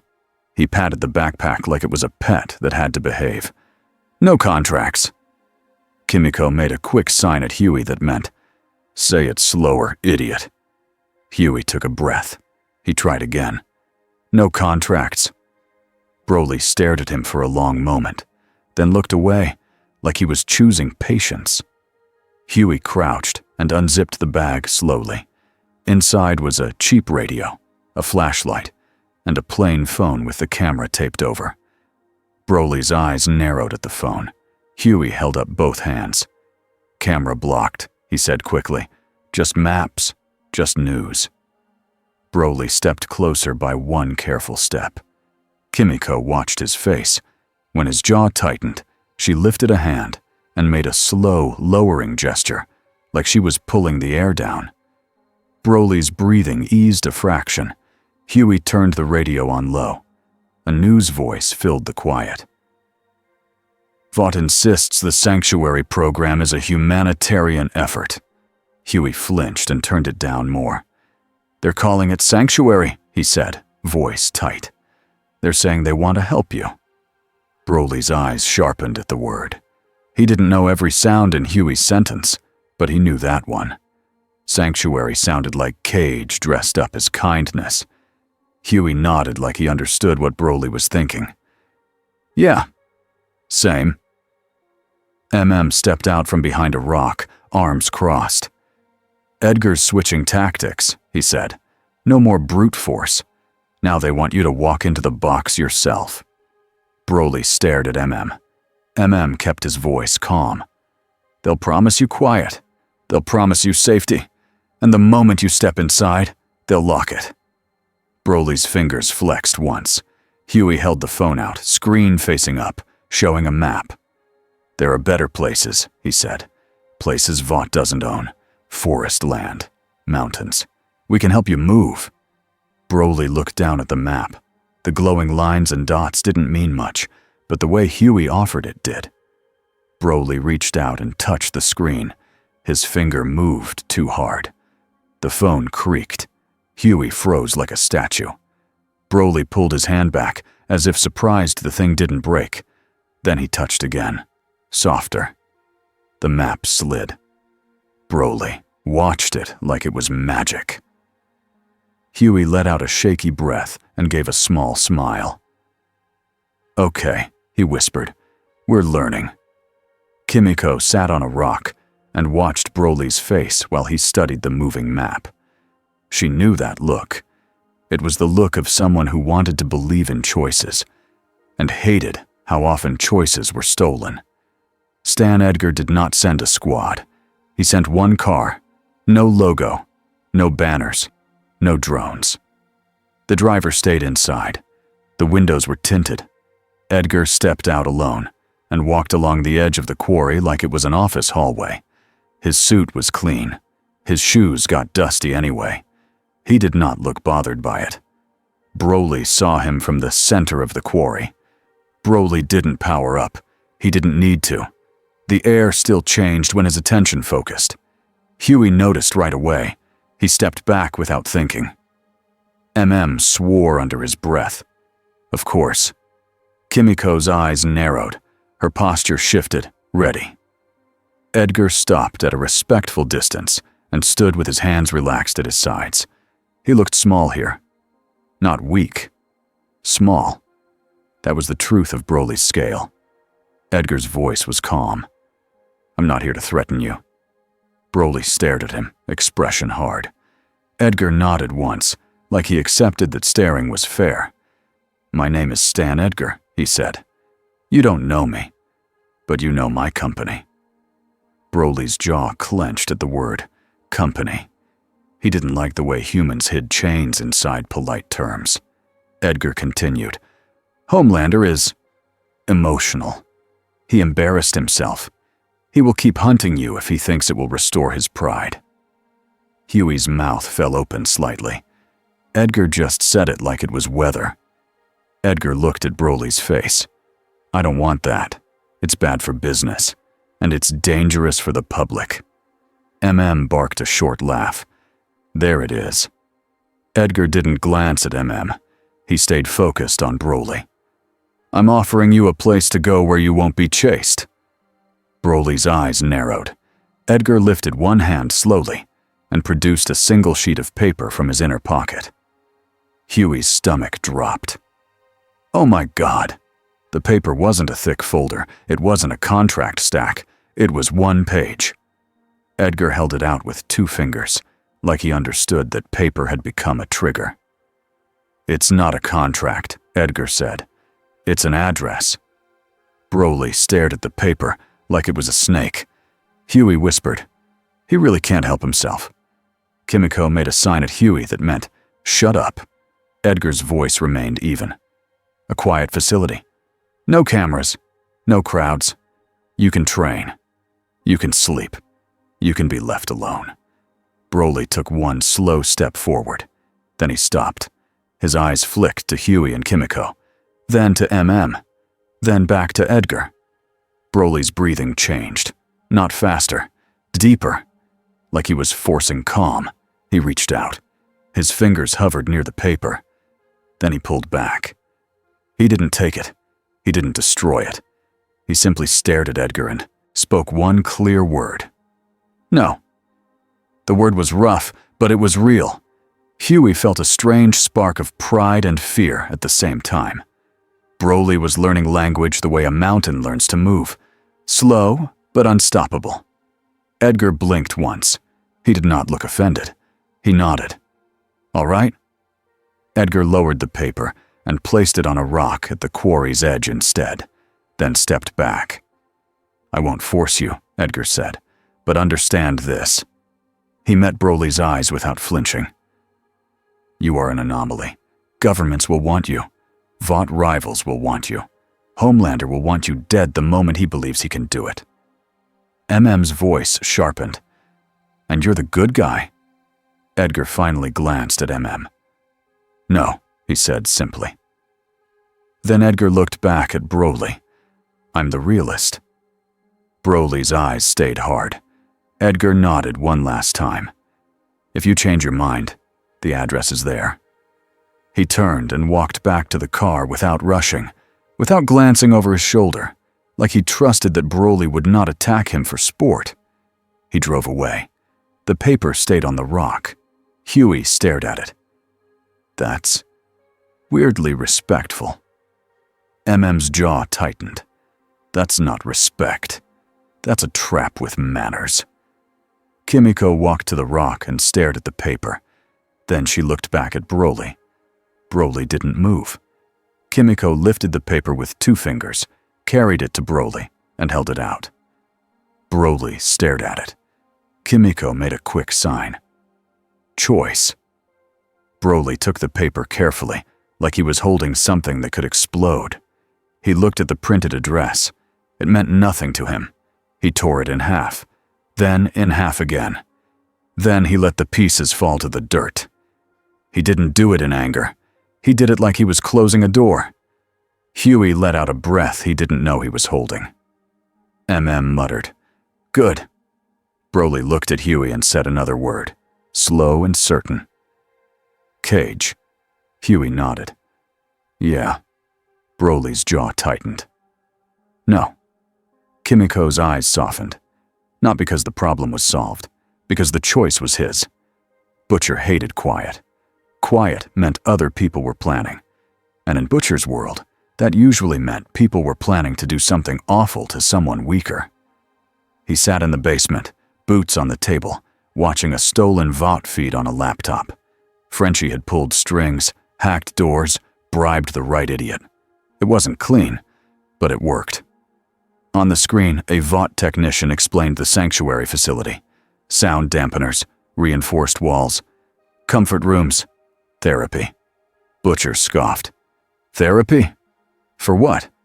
For being too strong? Stood behind him, arms crossed. You're enjoying this too much. Butcher didn't look back. I'm enjoying the fact that Homelander's sweating. Huey stepped in, face tense. Edgar met him. Butcher's eyes flicked up. Did he sign? Huey's glare could have cut metal. No. Butcher clicked his tongue, like he was disappointed in a sports score. Shame. Leaned forward. Edgar's trying to convince him, not catch him. Butcher's mouth curled. Same thing, just slower. Huey's voice tightened. Broly isn't a weapon, you point. Butcher finally turned and looked at Huey. Everything is a weapon, Butcher said. You just have to learn how to hold it. Huey took a step closer. He saved that town. He closed the sky. He's trying not to hurt people. Butcher's eyes hardened. And Homelander hurts people every day. Silence hung for a beat. Butcher leaned forward, voice lower now, like he was giving a confession. If Broly wants to be a hero, fine. Let him be a hero. Heroes stop monsters. Huey swallowed. You want him to kill Homelander? Butcher smiled without warmth. I want Homelander gone. Shook his head. If you try to push Broly into your revenge, you'll turn him against us. Or you'll break him. Butcher shrugged. Or I'll give him a purpose. Huey's hands clenched. He doesn't need you to give him anything. Butcher stood. Everyone needs something. He grabbed his coat. We've got a chance to end this. Vought's holding a compensation event in that town. PR cleanup. Ashley's face all over it. Homelander will show. You know he will. MM's eyes narrowed. And you know why? Because they're setting a trap. Butcher's grin returned. Exactly. Huey felt cold. You're going to use the trap.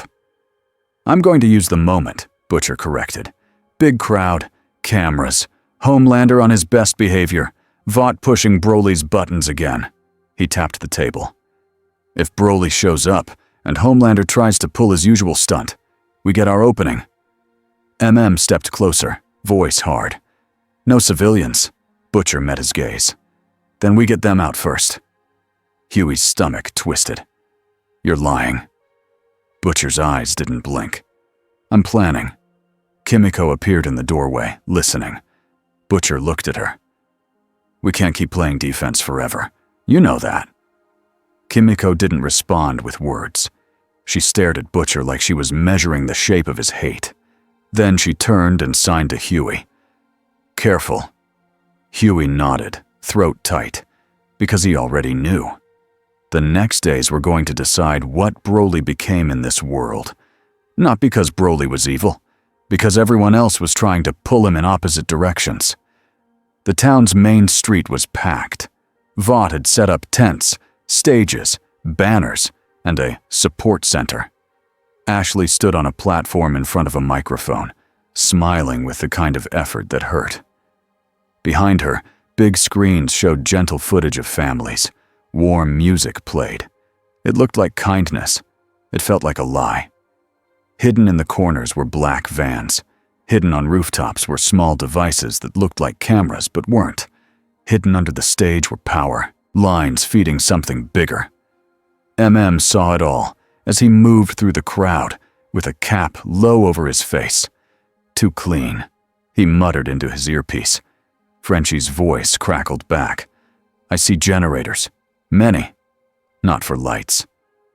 Huey stood near a side alley, heart pounding.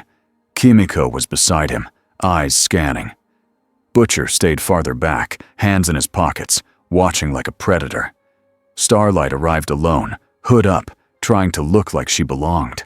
Her face was set in a hard line. She didn't trust this. She also couldn't ignore it. Ashley's voice rose over the speakers. We hear you, she said. We care. We are committed to safety. A sound cut through the street.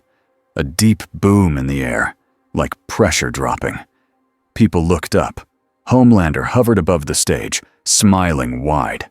The crowd cheered, because that was what they did. Starlight's stomach twisted. She watched him pose like the street was his. Homelander raised a hand, soaking in the love like sunlight. Then his eyes shifted, scanning, looking for one person. Not for safety, for pride. Huey whispered, He's hunting. Kimiko's jaw tightened. Ashley's smile grew brighter with relief. And now, she said, voice rising, our greatest hero is here to show you that Vought stands with you. Homelander landed lightly, took the mic, and spoke with a warm tone. We're going to make sure this never happens again, he promised. Starlight stared at his face and felt sick. She had heard him say words like that before. She knew what he did when the cameras were off. She moved closer to the stage, eyes narrowing at the equipment under it. Then she saw it. A line of small speakers hidden in the banner frames. Not for music, for pain. Starlight's chest tightened. They were going to do it again. They were going to push Broly until he snapped, then call it proof. Starlight turned and pushed through the crowd toward the nearest Vought technician. What is that? She hissed. The technician flinched. Ms. January, this is... Starlight grabbed his wrist and leaned in. What is that? His eyes darted to cameras. He forced a smile. Safety measures. Starlight's voice dropped to a razor whisper. You're going to hurt people. The technician swallowed. We're under orders. Starlight looked toward the stage and saw Ashley glance her way, face tight with panic. Ashley knew Starlight knew. Ashley lifted her mic and spoke louder, trying to drown out trouble. And now, we will begin our moment of unity, a child screamed, not from the crowd, from down the street. Heads turned. A school bus had rolled forward at the edge of the event area, its driver shouting, trying to stop it. The street ahead had been blocked off for safety, forcing the bus toward a narrow side road near the old bridge. The bridge's support cable snapped with a loud twang. The bridge sagged. People screamed louder. It was too perfect. Too staged. MM's blood went cold. It's bait, he said. Frenchie's voice cracked. Mon Dieu, they will drop the bridge. Huey's heart slammed. Kids! Homelander lifted off the stage, eyes wide, playing hero. I've got it, he shouted. He flew toward the bridge fast, not because he cared, because he wanted to be first. Starlight ran too, but slower, pushing through bodies. Huey sprinted after, Kimiko a silent blur beside him. Butcher moved last, calm, like he'd already decided what he wanted out of this. Then the air changed. A deep pressure rolled in like a storm arriving. People stopped mid-run. They looked up again. A shape descended from above the tree line, faster than sound, then slowed hard near the bridge so the wind didn't throw people off their feet. Broly landed beside the sagging cables. The bus tilted. Children cried inside. The bridge groaned. Homelander hovered nearby, smiling like he owned the rescue. Broly didn't look at him. Broly looked at the bus. He moved. He braced both hands under the bridge's frame and lifted. Not as a show, as work. The sagging stopped. Broly's muscles tightened, veins rising in his arms and neck. He lifted higher. The bridge steadied enough for the bus to level out. Kimiko reached the bus door and ripped it open. She began pulling children out fast, handing them to parents and strangers. Huey helped, voice shaking. Go, go, go! And Frenchie coordinated evac routes, shouting directions, moving people away from the stage. Starlight arrived and saw Broly holding the bridge like it weighed nothing. Her throat tightened. This was what power should look like. Not a smile, not a brand, a choice. Homelander hovered closer, eyes bright with something sharp. Look at that, he said loudly, for the cameras sprinting toward them. He finally decided to help. Broly's jaw clenched, but he didn't speak. He kept lifting. Homelander leaned closer, voice dropping so only Broly could hear. You like being loved, don't you? Broly's eyes flicked toward him for 1 second. Homelander smiled wider. Careful. They'll love you until you scare them. Broly looked back at the bus. He kept working. The last child was pulled free. Kimiko moved away, dragging the driver with her.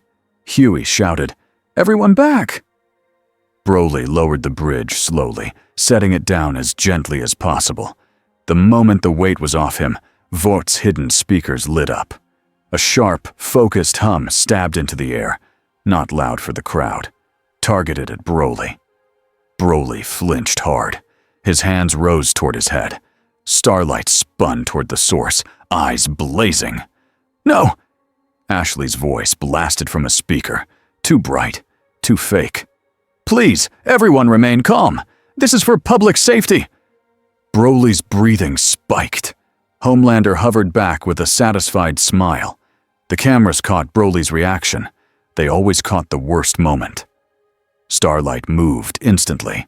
She ran toward the nearest speaker frame, grabbed it, and ripped it free. The hum dropped, but more speakers activated. Broly staggered. Not from damage, from stress. Huey saw Broly's hands shaking and felt rage burn through fear.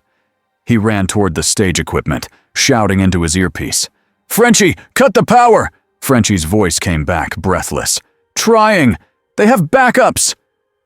Shoved through the crowd toward a generator bank.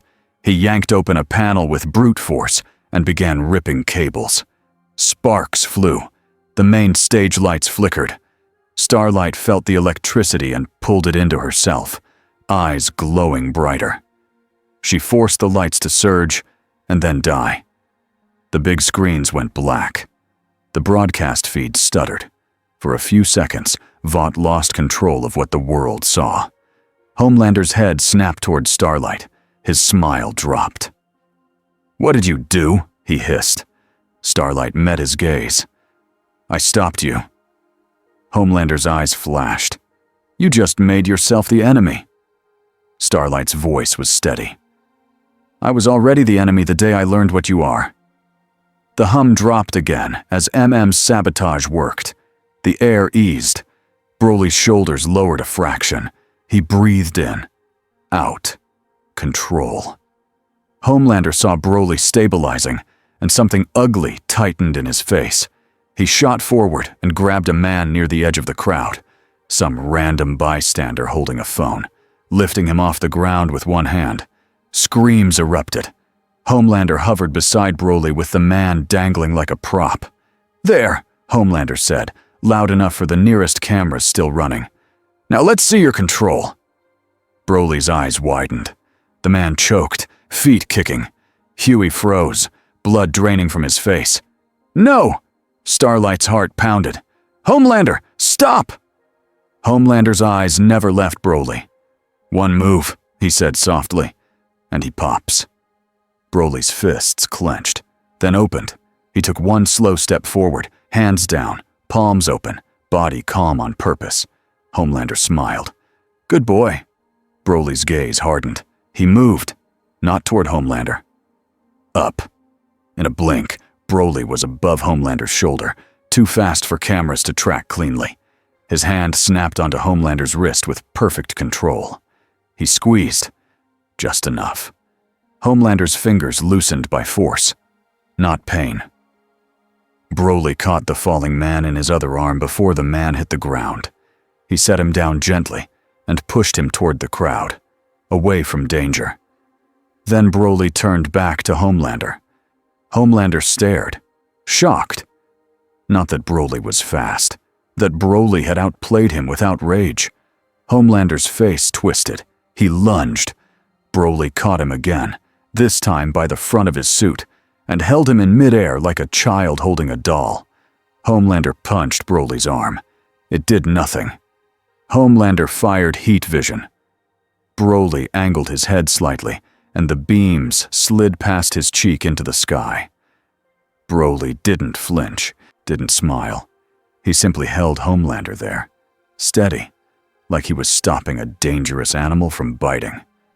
The crowd watched. Phones shook. People whispered. For the first time, Homelander looked small. Butcher saw it from the back of the crowd and felt something fierce rise in his chest. He moved forward, reaching inside his coat. Huey saw him and shouted, "Butcher! Don't!" Butcher didn't listen. He raised a weapon, something compact and ugly, built from stolen parts and hate. He aimed it at Homelander's back. MM's eyes widened. "Billy!" Kimiko moved like a strike of lightning. She slammed into Butcher's arm, knocking the aim wide. The weapon discharged with a loud crack, hitting the dirt instead of Homelander.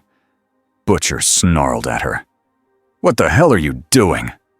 Kimiko's eyes burned. She signed hard and fast. "Not your kill, not his choice." Butcher's face twisted. "He's holding him. This is the moment." Huey stepped between them, shaking. "If you do this, you turn Broly into your weapon." Butcher's voice dropped to a growl. "I don't care what he turns into as long as Homelander is dead." Broly heard the shouting. His head turned slightly. His eyes flicked toward Butcher and the weapon. Broly's expression tightened. Not fear, disgust. He understood weapons pointed at backs. He understood being used. He looked at Huey.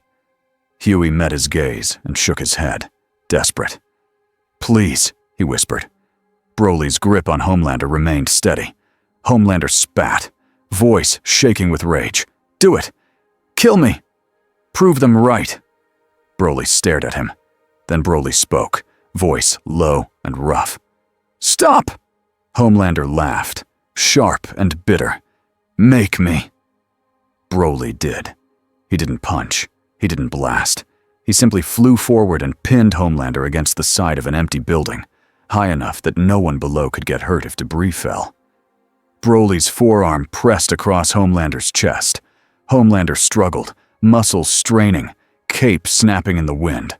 Broly leaned close, eyes hard. "Enough," Broly said. Homelander's eyes widened at the tone. It wasn't a threat from ego. It was a boundary. Homelander's rage flared, but something else flickered under it. Fear. Because Homelander finally understood a truth he couldn't talk his way out of. Broly could end him. And Broly was choosing not to. That mercy was its own cage. Broly released him. Homelander jerked free, hovering, chest heaving, eyes wild. He didn't attack again. Not because he became good, because the cameras were watching, and he didn't know how to win this without looking like the villain he was. He backed away slowly, forcing his smile back onto his face, like a mask made of pain. Down below, Starlight stood in front of a Vought camera crew with her hands raised. "Turn it on," she demanded. "Turn it back on." A cameraman stammered. We need permission." Starlight stepped closer, eyes glowing. "Now." The camera turned on. Starlight looked straight into it. "This wasn't an accident," she said clearly. Vought set this up. They used kids as bait. They tried to trigger him. Ashley's voice screamed from off-screen. Cut! Cut the feed! But it was too late. Millions of people were already watching clips on their phones from 100 angles. Starlight continued, voice shaking with anger, not fear. He saved people twice. Vought tried to cage him twice. If you still think Vought cares about you, you haven't been paying attention. Behind her, Broly hovered above the street, breathing slow, hands open, forcing calm into his body like a decision. Huey looked up at him, eyes wet. He didn't know if the world would understand what it had just seen. But Broly had understood something. This world would keep pulling. Vought would keep offering cages with pretty names. Butcher would keep offering hate with a purpose. Homelander would keep offering violence with a smile. Broly could not fix the whole world, but he could choose what he was inside it. Broly lowered himself to the ground near Huey and Kimiko. The crowd backed away instinctively. Broly didn't chase them. He looked at Huey, then at Kimiko, then at MM. Then he looked at Butcher. Butcher held Broly's gaze like a challenge. Broly's eyes narrowed. He spoke 2 words, slow and clear, like he had carved them out of stone. No weapon. Butcher's face tightened. Broly turned away from him. He looked back toward the stage, where Vought banners flapped like broken flags. He lifted one torn banner frame, crushed the hidden speaker inside it into scrap, then set the metal down carefully so it wouldn't fly into anyone. He did the same to another. Precision. Not rage. A message. Then Broly stepped back, bent his knees slightly, and rose into the air. Huey felt panic spike. Broly. Wait. Broly hovered, looking down. Huey swallowed hard. Are you leaving? Broly didn't answer right away. He looked at the town, the people, the fear. Then he looked at the sky. The sky was normal right now. That didn't mean it would stay normal. Broly looked back at Huey. His voice came out rough, simple. Quiet, he said. Huey nodded fast. Yeah, quiet. Broly's gaze flicked to Kimiko. Kimiko gave a small nod like she understood. Broly rose higher. Before he turned away, he looked at Homelander one last time. Not with hatred, with warning. Homelander hovered near the stage, smile forced, eyes burning. Broly didn't threaten him with words. He didn't need to. He left. A crack of air, a blur into the clouds. Gone. The town stood in shaken silence. Vought's perfect event lay in pieces. Homelander's face stayed smiling while his eyes screamed. Ashley stared at the broken equipment like she wanted to crawl out of her own skin. Starlight stood with her hands shaking and knew she had just stepped off the edge for good. Butcher stared up at the clouds and felt his chance slip away. He turned and snarled at Huey. You ruined it. Huey's voice broke. No, you did. You always do. MM stepped between them. We got people out. That's what matters. Butcher scoffed. That's what matters to you. Kimiko stared at Butcher, eyes hard. Butcher looked away first. And somewhere, far away, in a clean room behind clean glass, Stan Edgar watched the footage come in from a dozen sources. He watched Broly dismantle the speakers with care. He watched Broly refuse the cage. He watched Broly refuse the weapon. Edgar's face did not change, but his eyes sharpened. He won't be owned, a handler whispered. Edgar nodded. Then we stopped trying to own him. The handler blinked. Sir? Edgar's voice was calm. We shift to survival. We keep Homelander contained. We keep the public calm. And we start planning for the possibility that the next anomaly will not be merciful. He paused. And if Broly wants quiet, Edgar added, we let him have it. The handler swallowed. And if he comes back? Edgar's gaze stayed steady. Then we treat him like weather. Not a product, not a hero, a force. And forces changed the world whether you liked it or not. Broly found a new place beyond the quarry, deeper into the mountains where roads were thin and human sound was rare. At dawn, the air there was cold and clean. He stood on a flat stone shelf, looking out over trees and distant mist. He trained again, slower today, not to get stronger, to stay calm.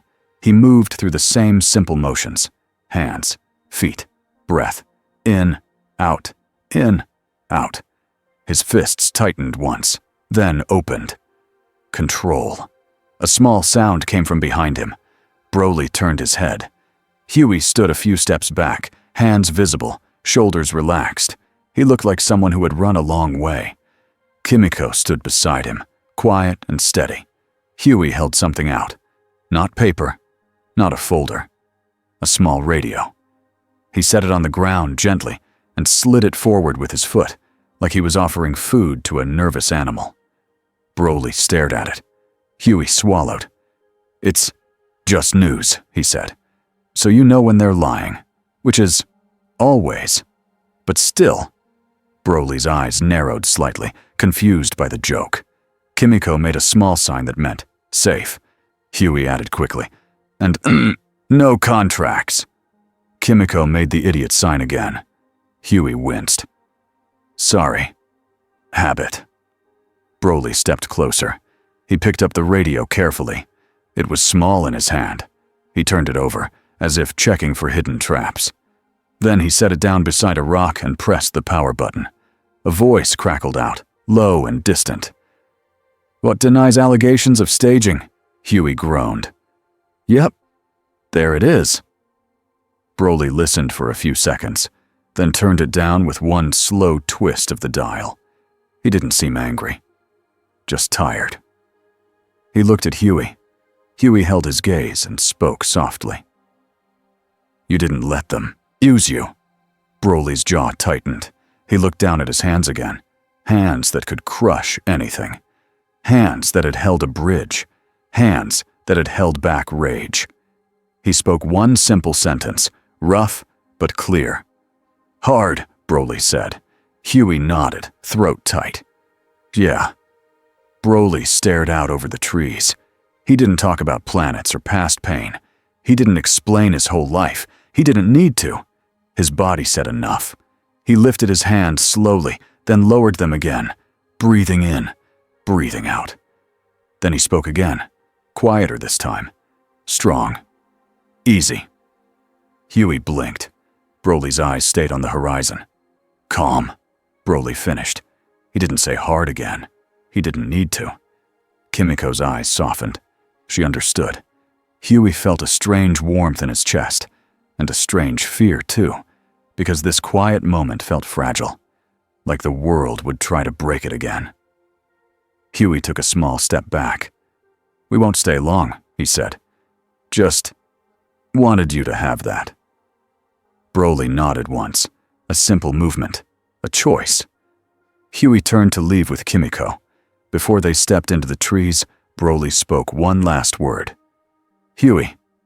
Huey turned back fast. "Yeah?" Broly searched for the right sound, like he was building a new muscle. Then he said, rough but honest, "Thanks." Huey's eyes stung. He nodded and forced a shaky smile. "Yeah. Sure."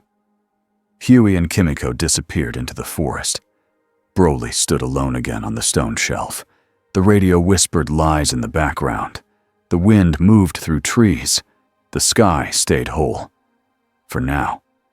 Broly closed his eyes and breathed. In. Out.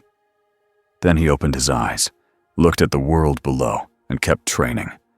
Quiet, steady, and unowned.